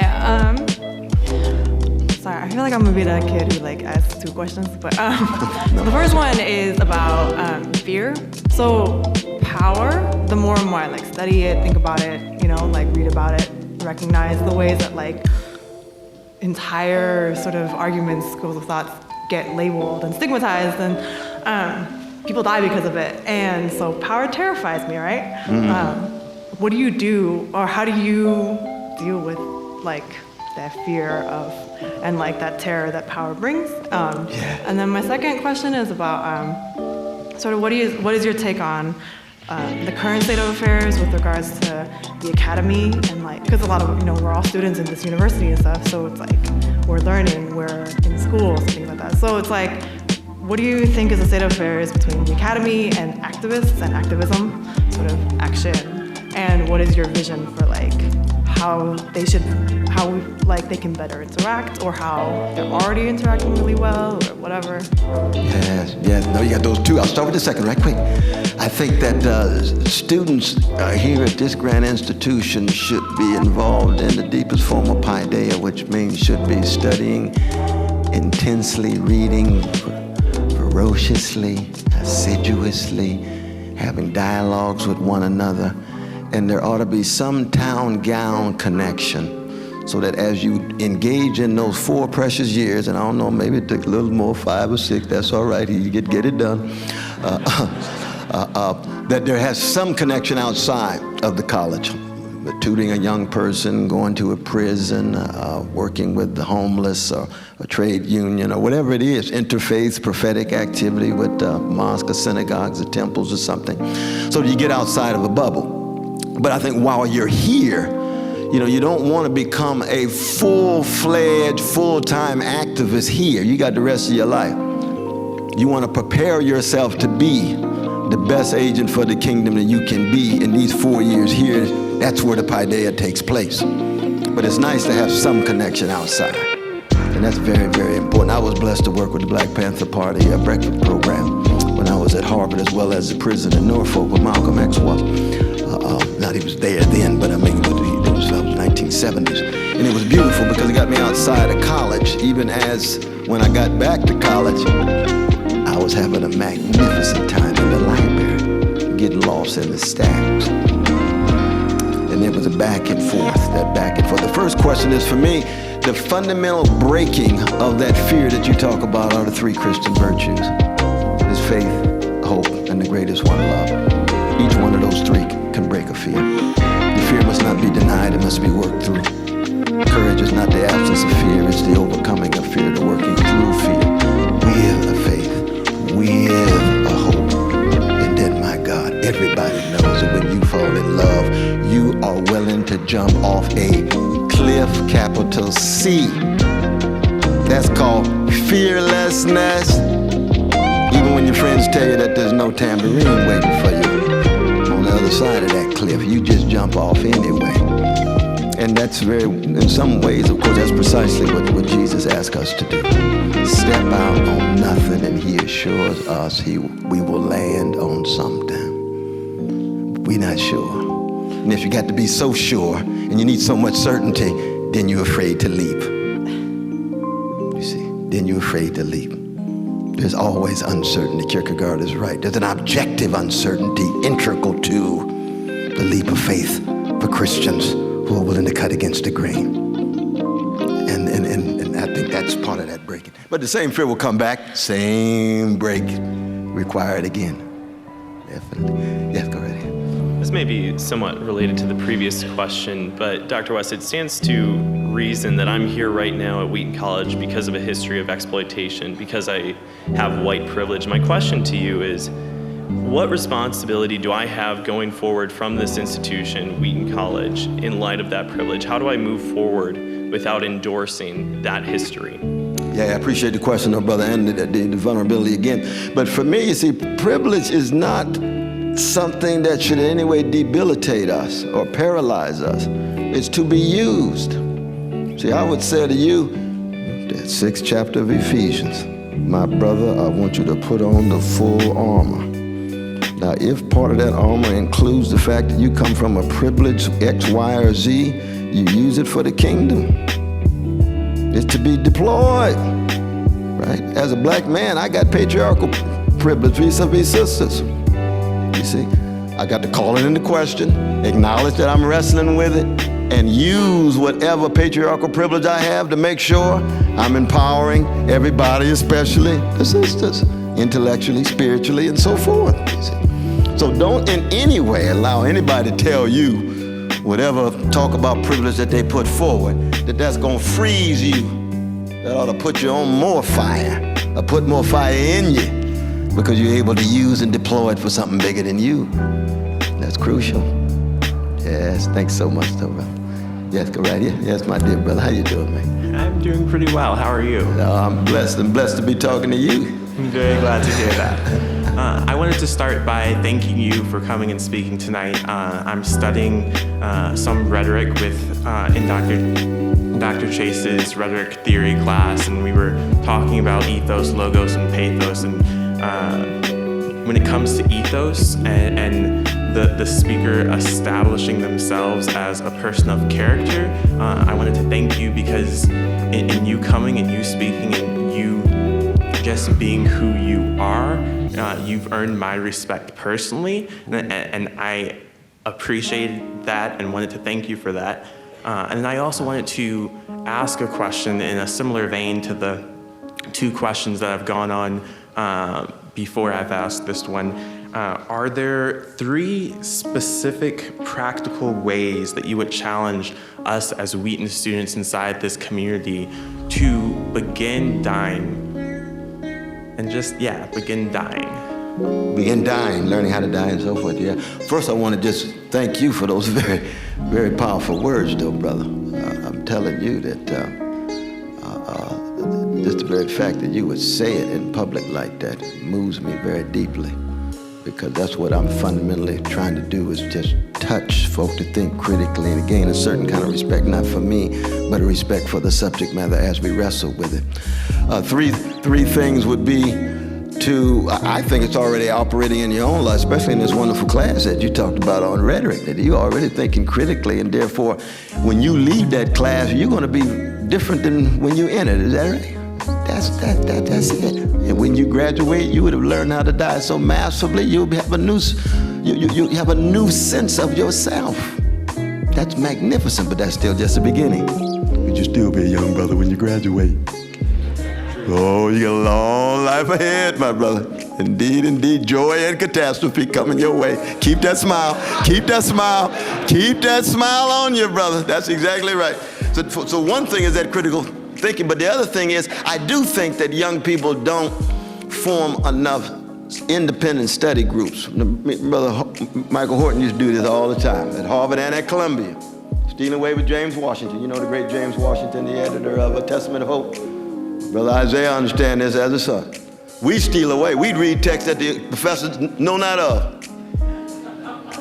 We're reading Frantz Fanon, we're reading Cellar James, we're reading Toni Morrison before it was fashionable and so forth. It's true. So you don't wait for the mainstream to kick in. The white normative gaze is not the only source of authority. It's simply not the primary source of authority. We just lost Mary Baraka. Mary Baraka was trashed by the white establishment. Don't mean nothing to me. I read him voraciously. I wrestle with him. Don't always agree, but he enriched my life. Like they told John Coltrane when Giant Steps came out, he playing too fast. When he gonna learn how to play the saxophone? Coltrane, what you gotta say to the critics? Praying for him. Don't know what you're talking about, trying to disempower, brother. You see what I mean? You just flick it off, keep moving. Study groups, reading other texts, just once every month. We're not talking about every, that's the second thing. And the third thing is to always try to keep your spiritual meditation and your prayer life rich. Thank you very much. Thank you so much. Yes.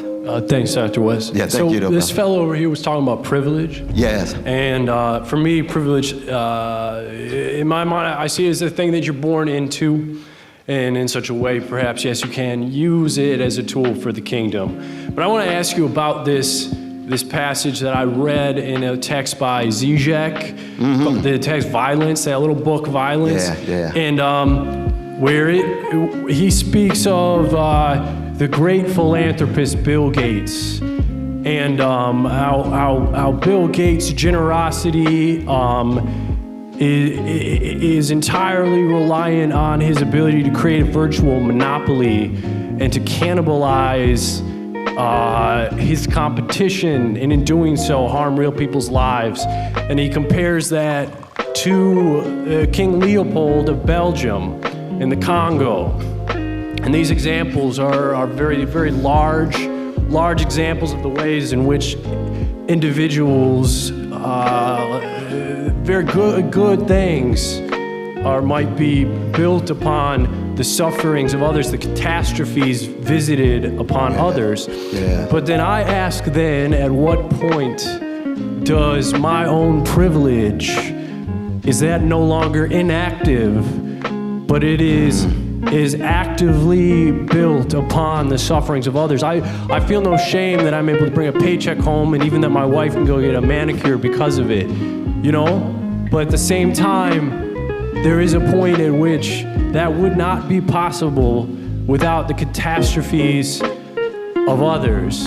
And so some have called to us to be ascetics, to live the monastic lifestyle, and I have no desire to do so, and nor do I wish to pacify or quell my uncertitude. But I would just like you to speak to that little passage there. Yeah, no, I appreciate that though, brother. One is that, Brother Zizek, he's quite insightful on a number of different things, and he and I have had magnificent times together and discussions and so on. But his analogy with King Leopold is just wrong. Leopold killed 6 million people and counting. Bill Gates is a monopolist. He's an oligarch. But that's different than being a full-scale murderer. You see, so you can be creative in your imagination, but if you're going to be Shelley-like, you got to get your analogy straight. You know what I mean? Now, on the other hand, I think the point that Zizek is also making, and here I'd agree with Zizek, and I'm sure you've heard this many times, that philanthropy and charity is not justice.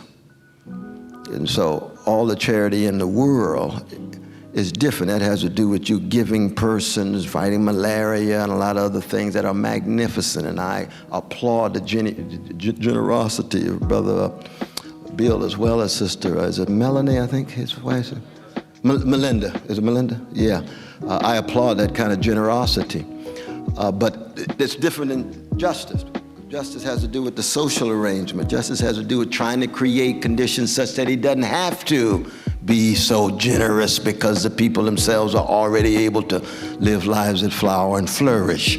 And I think what Zizek is saying is that in that private sector, it's clear that the oligarchic power is strong, the $1 billion are flowing, then he's generous in terms of giving it out in charity. No, he wants justice at the workplace across the board, international workplaces as well as domestic workplaces, absolutely. But the thing is this though, brother, that the struggle for justice is not a quest for personal purity. I'm not pure, pristine, you not pure and pristine. See, a lot of people think, well, I've got to wash myself of all privilege in such a way that I'm pure, and I can say, I'm not hurting anybody. And my position is not parasitic on hurting anybody. You say, well, where are you? I'm in the grave. Because the systems are so interdependent and intertwined, you know. The very suit that I have on can be traced back, I'm sure in some way. I try to avoid the best. There's some kind of exploitation of labor. You see, the very airplane I get on, hope it don't crash on the way to Toronto. I mean, all of this, the food that I eat, even if I'm trying to avoid the cows and the red meat and so forth. So the question becomes, no, integrity is not purity. Integrity is being aware of the conditions. I love what you talk about in terms of what I'm parasitic on, what I'm dependent on. Critical of those conditions, trying to minimize to the best of one's ability, but it's not purity, because I think part of the problem is that purity itself can easily become a form, as you know, of narcissism too. That disempowers you for the struggle, for justice, kingdom, beloved community, and so forth. So everybody who joins in the struggles coming in unpure.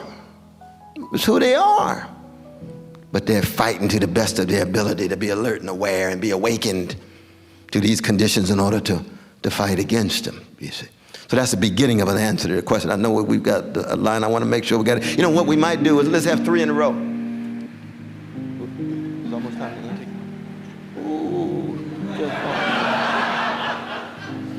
Lord, my dear brother said just one more question, though, you all. So I think that, what'd you do? You all want to get together and decide which one go ask the question? It's up to you. I'm sorry about that, though, but it's getting late, though. You think so, brother? Yeah, all right. Because I'm still on New York time. What is about an hour behind Chicago? Okay. Oh, there. Yeah. Hi, Dr. West. Were you gonna go? Oh, sorry. Okay. All right. You all very kind. Thank you so much for allowing me to ask my question.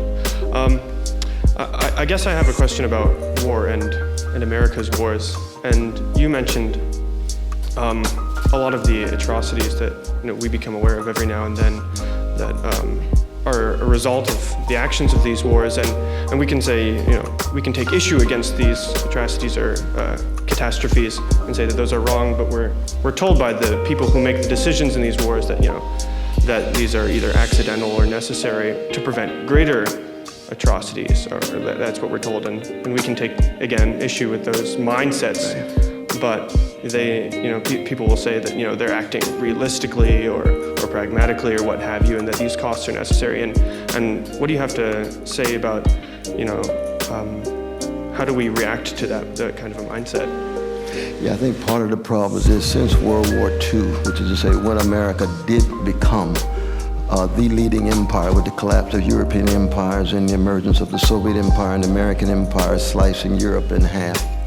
Repressive, regimenting Soviet Empire, United States, neoliberal capitalist, but with its own histories of catastrophe in Latin America, indigenous peoples here, Africa, coups in the Middle East and so forth, that it's the secrecy. You see, front page of New York Times today was about what? The new cyber wars that are being debated right now. This guy snuck in, found out through anonymous sources the debates going on. You see, it's the secrecy. Now, there's always going to be a certain degree of secrecy, but it's the full-fledged secrecy and then the mendacity when they're caught. That's what's troubling in a democracy, you see, especially as it relates to precious lives. And especially as it relates to the fact that oftentimes the disproportionate lives in our army are working class and middle class. It's not well-to-do. How many children of U.S. Congress were in Afghanistan? 1 or 2 out of 530 or 435, 535. I push my students at Princeton, pro-war, pro-war.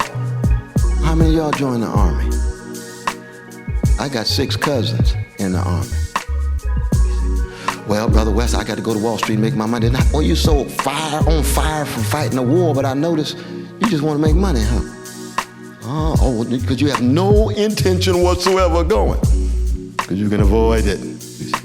But if, believe me, there was secrecy and the lives of the well-to-do children were at stake, there would be even more pressure for accountability, you see. And if it wasn't for Manning, for Manning and Snowden and Cornel, what's his name? My dear brother Tom, I forget his last name now. Starts with a K, let's call him Thomas K, like a figure in a Kafka novel. Thomas K, pulling the cover, we wouldn't know it all. What is done in our name? Well, don't worry, it's just collateral damage. No, that's not collateral damage. Those are God's children who are being killed. Well, first he said it was none at all. That's what Brennan said. Lie. Then they said it was very few. What does few mean? When we go on and out, he says 3,521 children and counting. Collateral damage? Just a mistake. It's integral to the choices that you make of that killer list every Tuesday where you're choosing from. There's a war machine. There's a killing machine. Of course, we have to defend the country. But citizens need to know what are the conditions under which the defense takes place, and most importantly, what are we really defending? If you're defending the country and the rights and liberties are violated, and there's no accountability of the killing, it's less and less a democracy, and more decisions made behind the scenes. This is not just this administration, it goes all the way back to 1945 with the emergence of the national security state and the national surveillance state, but it has exponentially grown in the last few years, and that's another issue that is very, very important. And thank you all for being so kind. God bless you.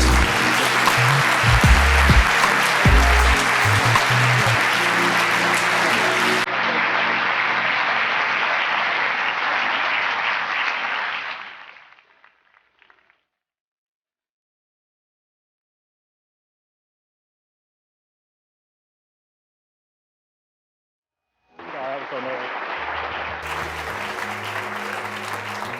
Oh, what a blessing to be back to MIT. I want to begin by saluting my dear brother Austin, Ty Austin. No, we've had wonderful times there at Harvard and Cambridge in classes on Du Bois and Levinas and Alfred North Whitehead and a host of towering figures. And when he asked me to come to MIT, I said, oh my God, it's been a while. It's been a while. I used to walk down the street as a graduate student to take courses from my dear brother Noam Chomsky.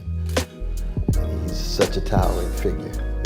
He'll always remain in my heart. I know he's moved to Arizona, I think, recently. I said, wow, everybody likes sunshine, I guess, sooner or later. It's not to say there's not some sunshine at MIT even in the wintertime, but we're here to talk about institutional provincialism, of course. We'll get into that, but I also want to salute for 29 years of high quality service, Assistant Dean Ramona Allen. Where is she? Give it up for this sister, 29 years. Absolutely. Indeed, and then to be able to set eyes on Professor McDowell. We were in Berlin. How many years ago was it, my brother? Is it 10 years now? You haven't changed one iota. We had a great time, though, and you represented MIT in such high quality fashion. But each and every one of you connected to MIT really forces for good in a significant way. Thank each and every one of you for coming out this evening. This is going to be much more dialogical and conversational, really. I'm not here to pontificate. I don't know that much about the internal dynamics of MIT. If it's in any way similar to Harvard University, then we all got a lot of work to do. Very much so, because this is, like Harvard, one of the great institutions of the American empire. A variety of different viewpoints, visions, voices. That's what liberal education is all about. How do you come to terms with the quest for truth and goodness and beauty in such a way that you can engage in disagreement and still mediate it with respect, but recognize that much is at stake. It's not a game. It's not a puzzle. You're talking about the future and destiny of the species, human beings, sentient beings, and so forth and so on. Now, I know this is Black History Month, and for me, you talk about Black history, you know, you're talking about sacred ground,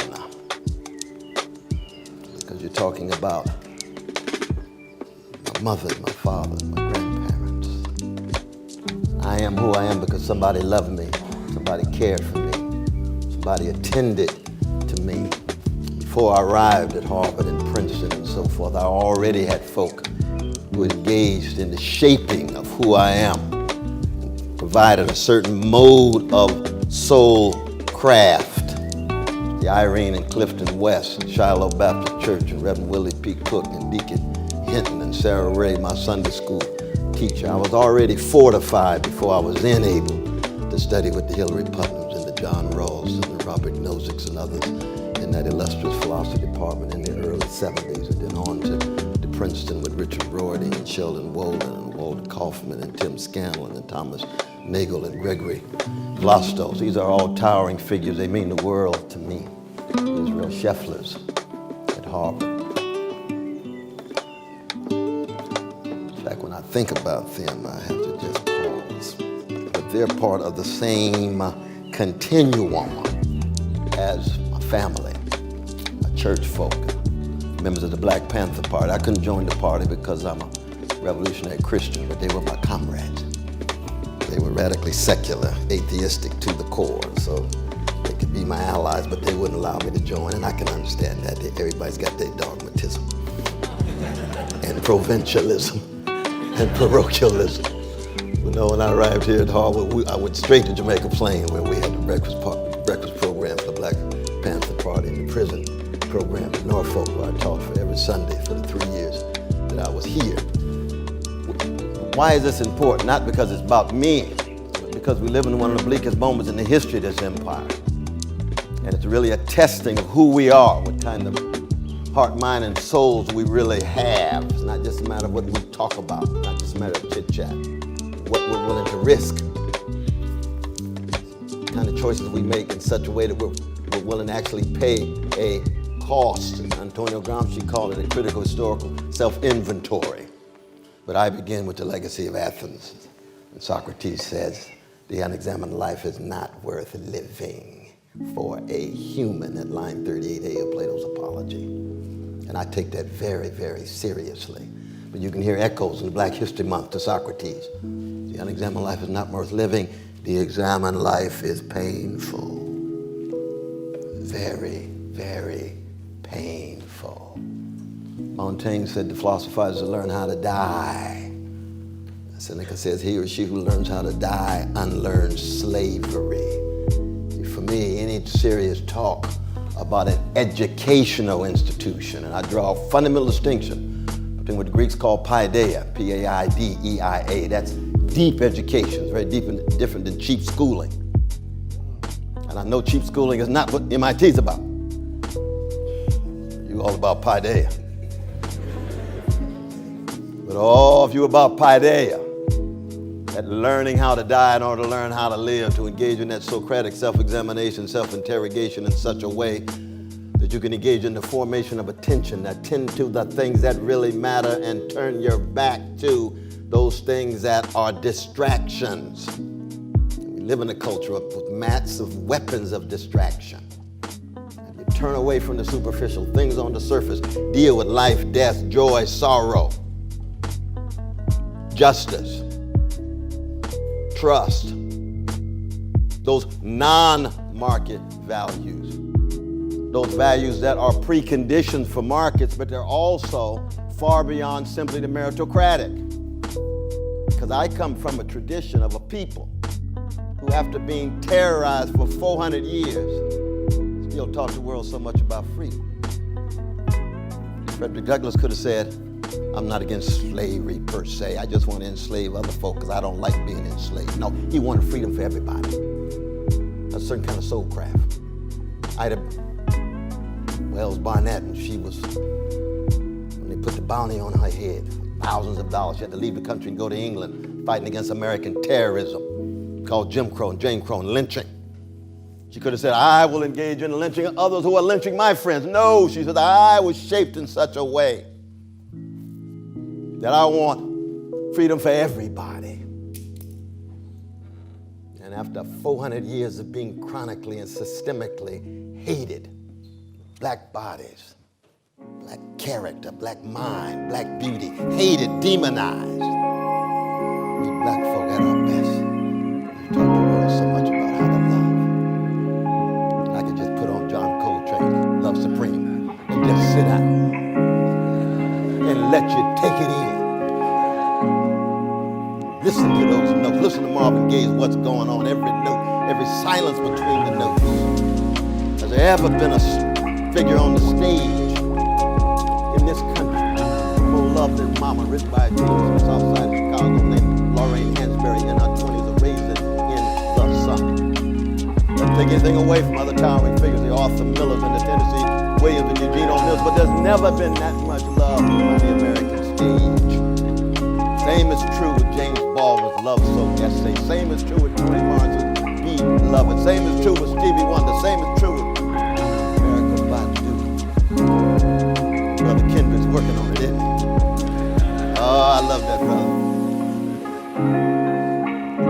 It's Socratic wrestling, paideia in the sonic mode. Brother Malcolm knows what I'm talking about. It's a blessing to see him. Two brilliant brothers sitting next to each other.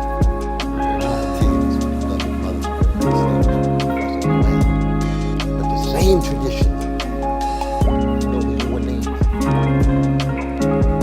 Malcolm X. A gangster when he was a teenager. Malcolm Little. That love transformed him. The love of an honorable Elijah Muhammad transformed him. And what did he do? He shattered his provincialism. He shattered his parochialism. He kept growing. He was Socratic to the core. And he learned how to die in order to learn how to live by scrutinizing organizing himself and allowing through a formation of attention and the cultivation of a critical self and the maturation of a loving soul to bear witness, to be a truth teller. And he echoed line 24a of Plato's Apology, where Socrates says what? Parrhesia, P-A-R-R-H-E-S-I-A.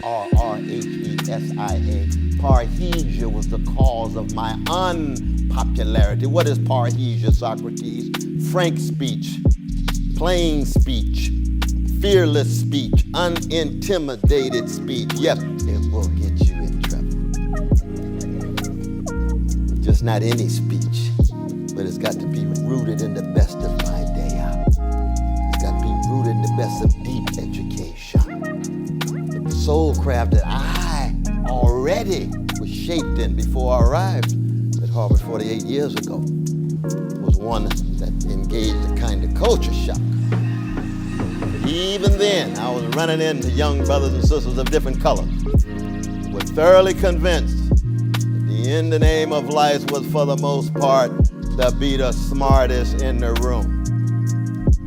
And I said to myself, we come from a different tradition.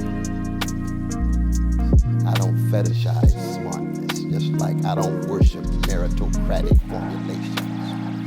Now, I'm not promoting stupidity. I want to be clear about that. No, we got to let the phones be smart. We got to be wise.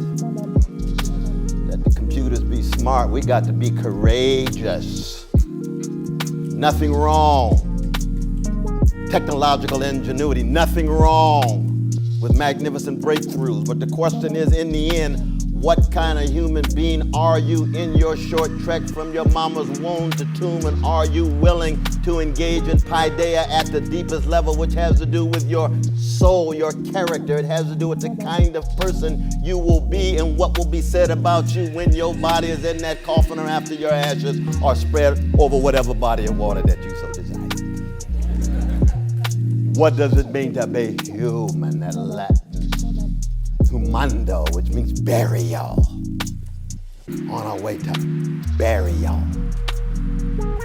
Culinary delight of terrestrial worm. What I love about the black tradition is that we always believe in trying to keep it funky, which means we're highly suspicious of deodorized discourse. That's crucial. Sanitized disc. Look at how they sanitize Martin every January. Sterilized Malcolm. Mainstream all of these freedom fighters. Never confuse a love warrior and a freedom fighter with a polished professional. Because most polished professionals fetishize smartness and end up being well-adjusted to injustice and well-adapted to indifference. Rabbi Abraham Joshua Heschel used to say with such tremendous insight, indifference to evil is more insidious than evil itself.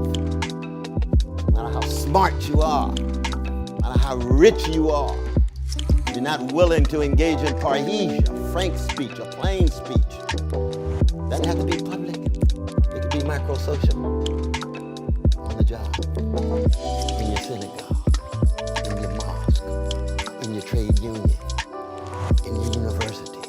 A force for good in the language of John Culture.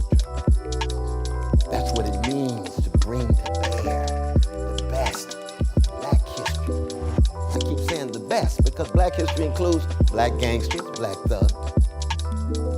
Every community has it. Black haters, black xenophobes, black patriarchs, black homophobes, black transphobes. I got many in my family. People ask me all the time, how could you call Donald Trump a gangster on TV every 2 weeks?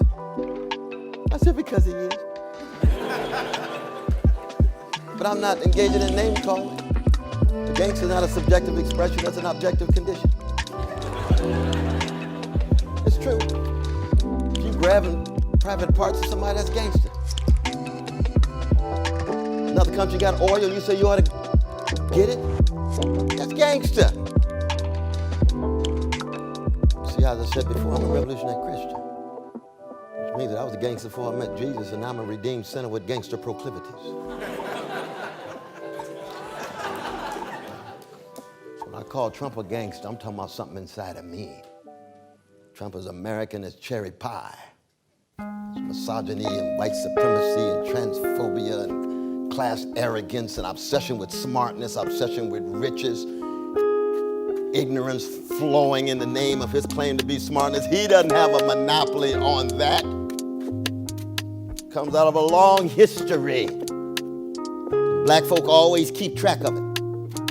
And this is one of the challenges to a place like MIT and Harvard and others. Because one of the distinctive features of most American institutions is that we're in denial of the catastrophic and obsessed with the problematic. So everything's reduced to a problem rather than a catastrophe. There's never been such a thing as the race problem in America. There's been a series of catastrophes visited on black people. That's not a problem. No such thing as a woman's problem. There's been a catastrophe, a series of events visited on women, working class people. The labor problem. No. That's from the vantage point of capital. That's from the vantage point of Wall Street. We talking about the workers themselves dealing with daily life, wrestling with catastrophic circumstances. No such thing as an immigrant problem. I was in Arizona just a couple of days ago. Everybody's so upset. Mexicans coming in. Shoot, Arizona used to be Mexico. What you talking about? They just coming home. Mexican War, one of the most trumped up, unjustified wars. And that's from the memoirs of Ulysses S. Grant. We're not talking about a radical anti-imperialist like Mark Twain. We're talking about somebody who fought in the war. He said this was a bogus war. This was a land grab, a power grab. That's what imperialism is. That's what the expansion of U.S. empire is. It's what it has been at its worst. We always want to keep track of the best and the worst. Any tradition, any group, the best inside it, the best of me, the worst of me. Now, what does that have to do with institutional provincialism? It means that from the very beginning, as we enter the dialogue, we first enter the dialogue with what we could call loosely hermeneutical humility. That the various interpretations that we put forward ought to be put forward in such a way that we recognize that we could be wrong as well as right. And we take each other seriously when we acknowledge that each one of us could be wrong or right. That's what it means to be a jazz woman or a blues man. To learn how to lift your voice, but also to listen. Not just hear in an abstract, but listen. Because paideia, education, is about what? Transformation. Cheap schooling, just information. Never confuse the two. Information, indispensable. Information, necessary, not a sufficient condition for paideia. And hermeneutics, interpretation, self-invested interpretation. So when you talk about catastrophe, you begin with ecological catastrophe. Impending, escalating every day. Nuclear catastrophe. Increasing, especially with both Kim and Trump. Two gangsters. Possibility, pushing the button. We haven't even talked about Russia and other countries with nuclear arms. What a bleak moment. Economic catastrophe. What is it now? The top 3 individuals in this empire have wealth equivalent to 50% of our fellow citizens. 160 million people. Well, Brother West, they're very smart and they worked hard. Oh, please. Please. Salute their smartness, their intelligence. We're talking about structures. We're talking about institutions in place.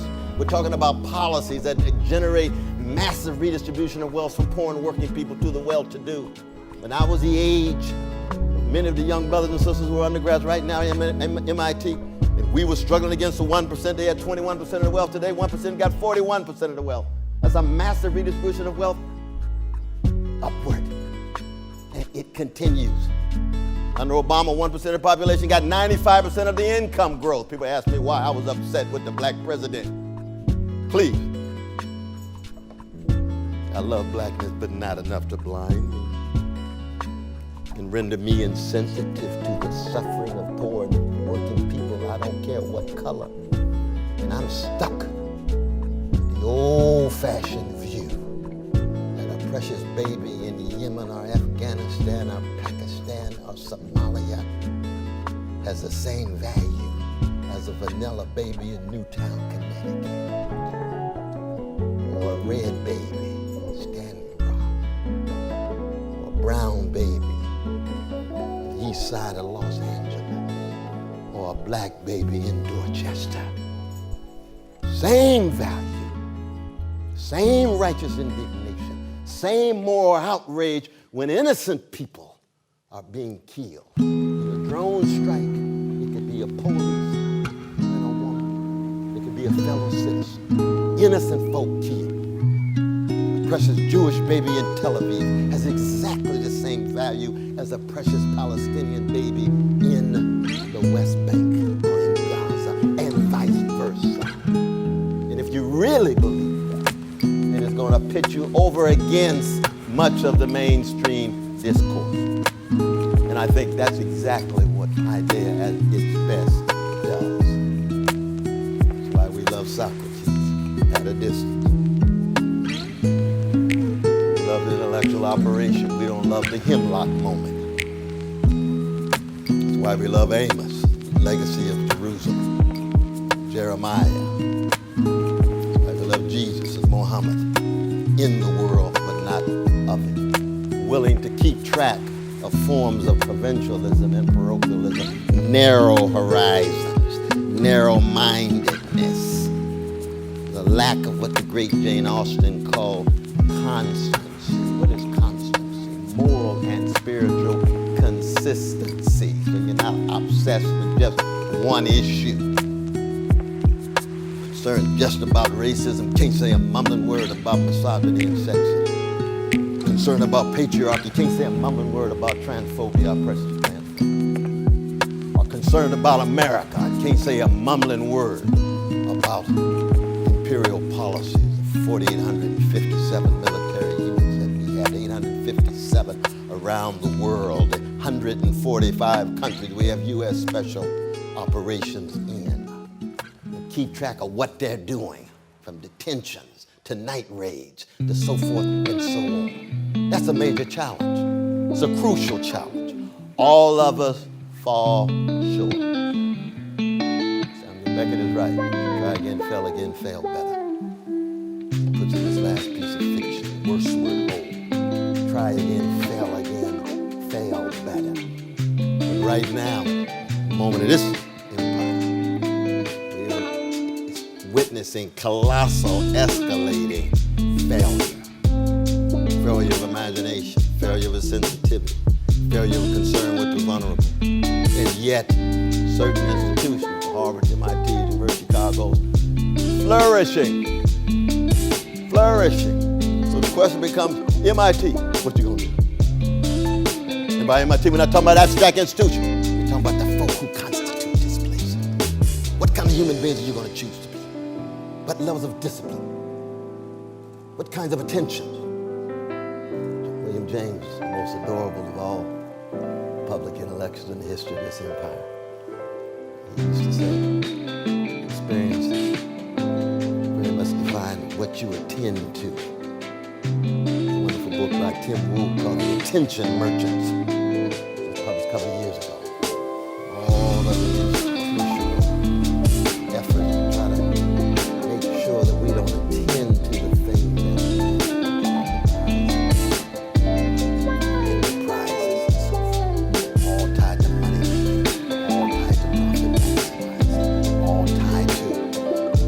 growth without necessarily defining what the moral and spiritual quality of that growth is vis-a-vis the planet in which we find ourselves, or vis-a-vis those transphenomenal called the wretched of the earth. Catastrophe. I used to acknowledge to my beloved colleagues in philosophy departments that if somebody dropped down from Mars, talked about would your subject matter have anything to do with that? Civil War, Civil Rights Movement, Charlottesville today, white supremacy, escalating, running amok. Are these departments wrestling with the vicious legacies of white supremacy? Oh, we've got somebody teaching a course on diversity. Well, that's not that. That's not that. No, that's not what I'm talking about. No, diversity is part of the deodorized discourse I'm talking about.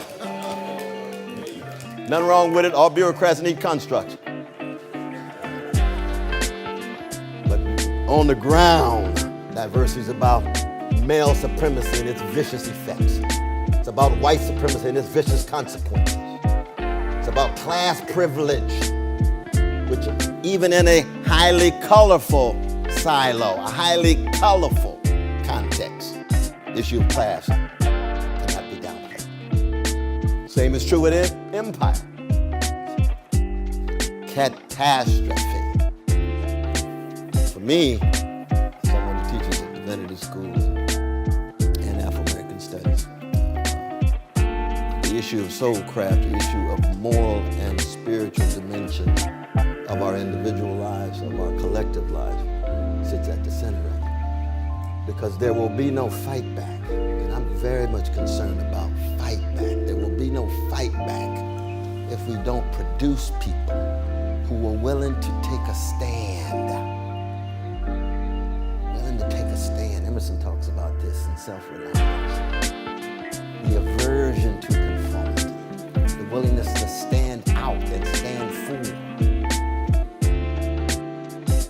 Over against a status quo that so often is so preoccupied with reproducing itself that it takes a major catastrophe or crisis for it to acknowledge, lo and behold, it ought to come to terms with some realities that are being hidden and concealed.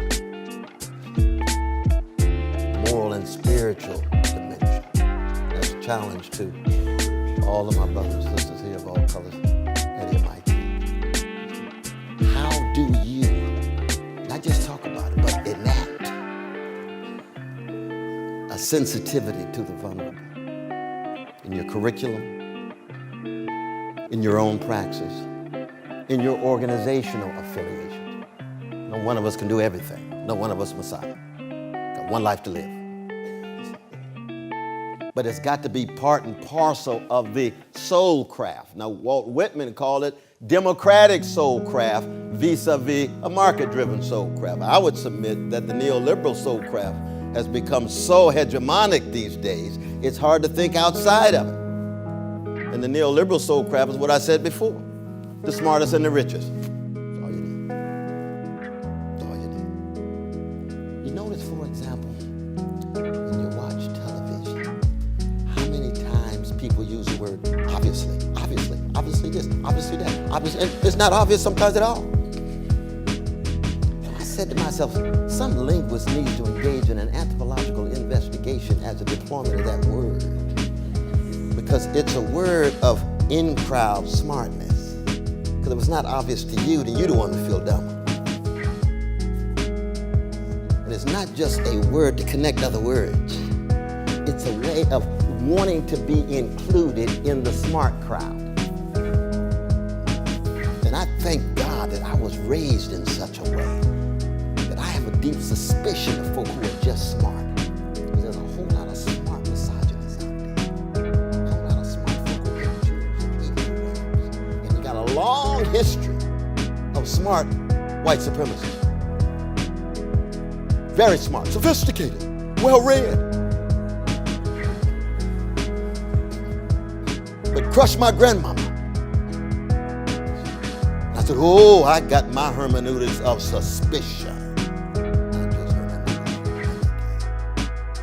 Very, very Socratic in terms of my willingness to question what kind of assumptions and presuppositions are being put forward by those who are denying catastrophic realities and claim to be so smart involved in problem solving. And I'm not against problem solving. I come out in some ways of tradition of American pragmatism of a certain kind. It's obsessed with problem solving, but I come from a people first experienced the modern world. Massive catastrophe. It's been at work ever since. Continues today. And usually the country doesn't attend to it unless there is a major challenge. Often of a violent sort. When I arrived at Harvard in 1970, they admitted 91 black students. 4 years earlier, they admitted six. You say, oh, they had an intellectual renaissance in the black community, huh? All of a sudden, they just started admitting all these black folk. No, you had massive rebellions on April 5th, 1968, when Brother Martin Luther King Jr. was shot down like a dog on that porch in Memphis. 150 cities burning. Almost shut down the White House or de-whitified the White House or blackenized the White House. First time they had to use the National Guard to protect the White House since the 19th century. And then these institutions said, I think we really do have a problem. We're going to have to do something about this. We need some diversity programs. Oh my God. These black folk running out of control. And then what happens the next month? September. New York Times Magazine, model minority, Asian brothers and sisters. Oh, we like them. They're so silent and seemingly deferential. They're not like Jamal and Letitia. No, Brother Kim. No, sister, no. Well, they don't know nothing about the history of ancient people. It's a construct, juxtaposing and contrasted with rebellious folk, angry black people. No, we want those minorities that come in very, very quiet. Don't want to raise too much hell. Just want to fit in and assimilate. Now, you don't know what they're doing when they get home. You see, they bring in the Indian brothers and sisters and Indochina, and Japan, and Korean. They're gonna put the Koreans and the Japanese together. Please read the history. Oh God, imperial fishes, all of them under the same construct in America. That's the deodorized discourse. Asians, no, they got specificity. They got heterogeneity, vast diversity. Gonna put them all under, but juxtapose it to these black folks, because they're the ones out of control. How come? They will straighten their backs up and they'll tell some truth. At their best. That doesn't mean you don't have a long history of black assimilation. Long history of black folk getting in, so glad to get in, smiling, laughing when it ain't funny, scratching when it don't itch, wearing the mask just to fit in. Paul Lawrence Dunbar talked about that. We wear the mask just to fit in. No, we got a history of misfits. History of those who are opposition, not for opposition's sake, but because they are fundamentally committed to a form of democratic soulcraft that puts a premium on integrity, constancy, honesty, courage, fortitude. Fortitude, according to the Romans, is the fusion of courage and magnanimity, of courage and greatness of character, fortitude. Now, I would argue, in fact, and I'm going to stop because we're going to have a dialogue on this, that when you talk about soulcraft in this country, you have to talk about the arts. I was glad to see the arts program. Well, it was up there. I saw the arts program here at MIT. Because the last thing you want is a lot of nerdy brothers and sisters running around, being smart with no access to the arts. That is a dystopia of grand proportion.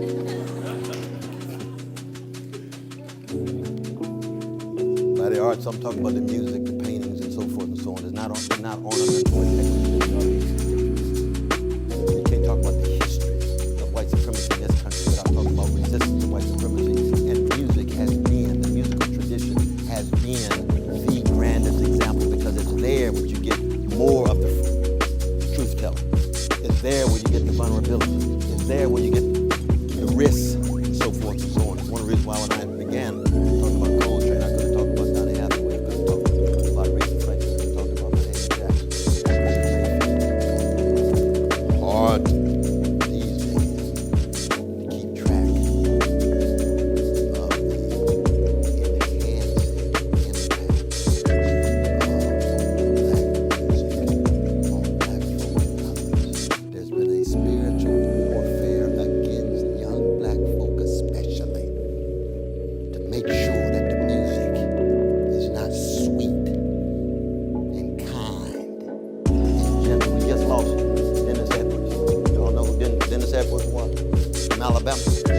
dear brother.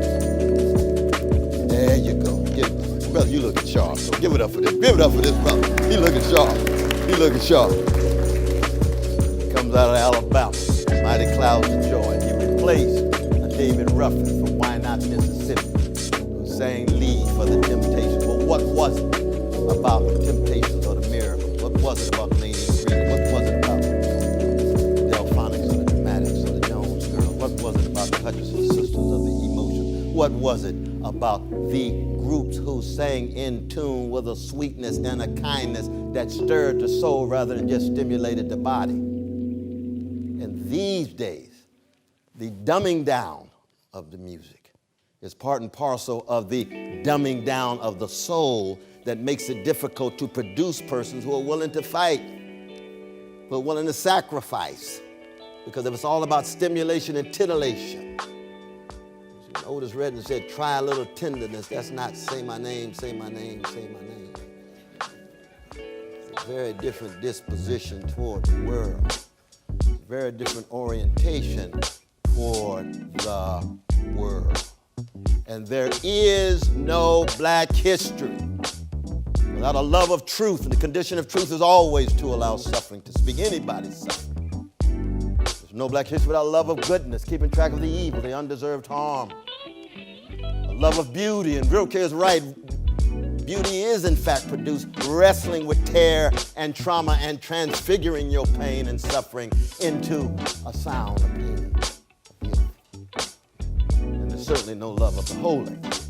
For those of us who are religious, be you Muslim, or Buddhist, or Christian, whatever you are, there's no love of the holy without wrestling with the degree to which we are aspiring but fall short, tied to something bigger than ourselves.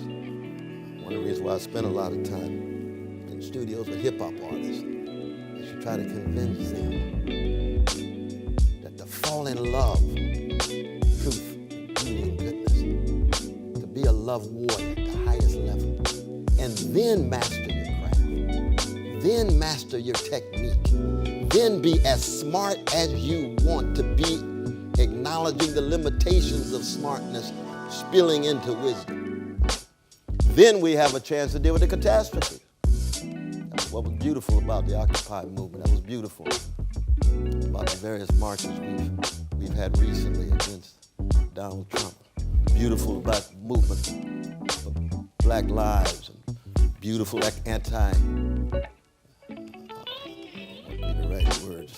the rich ecological movement, my dear brother Kippen, Naomi Klein, and the others. And I know many have played important roles in MIT as professors and staff and students.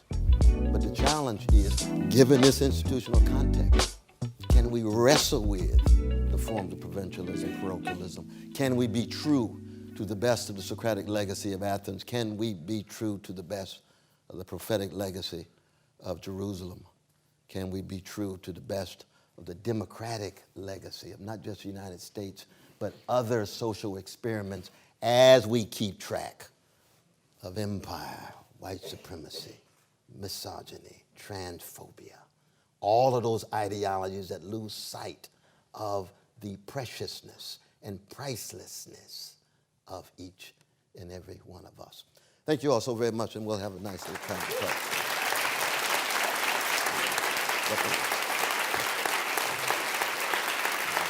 Thank you very much. Oh, thank you very much.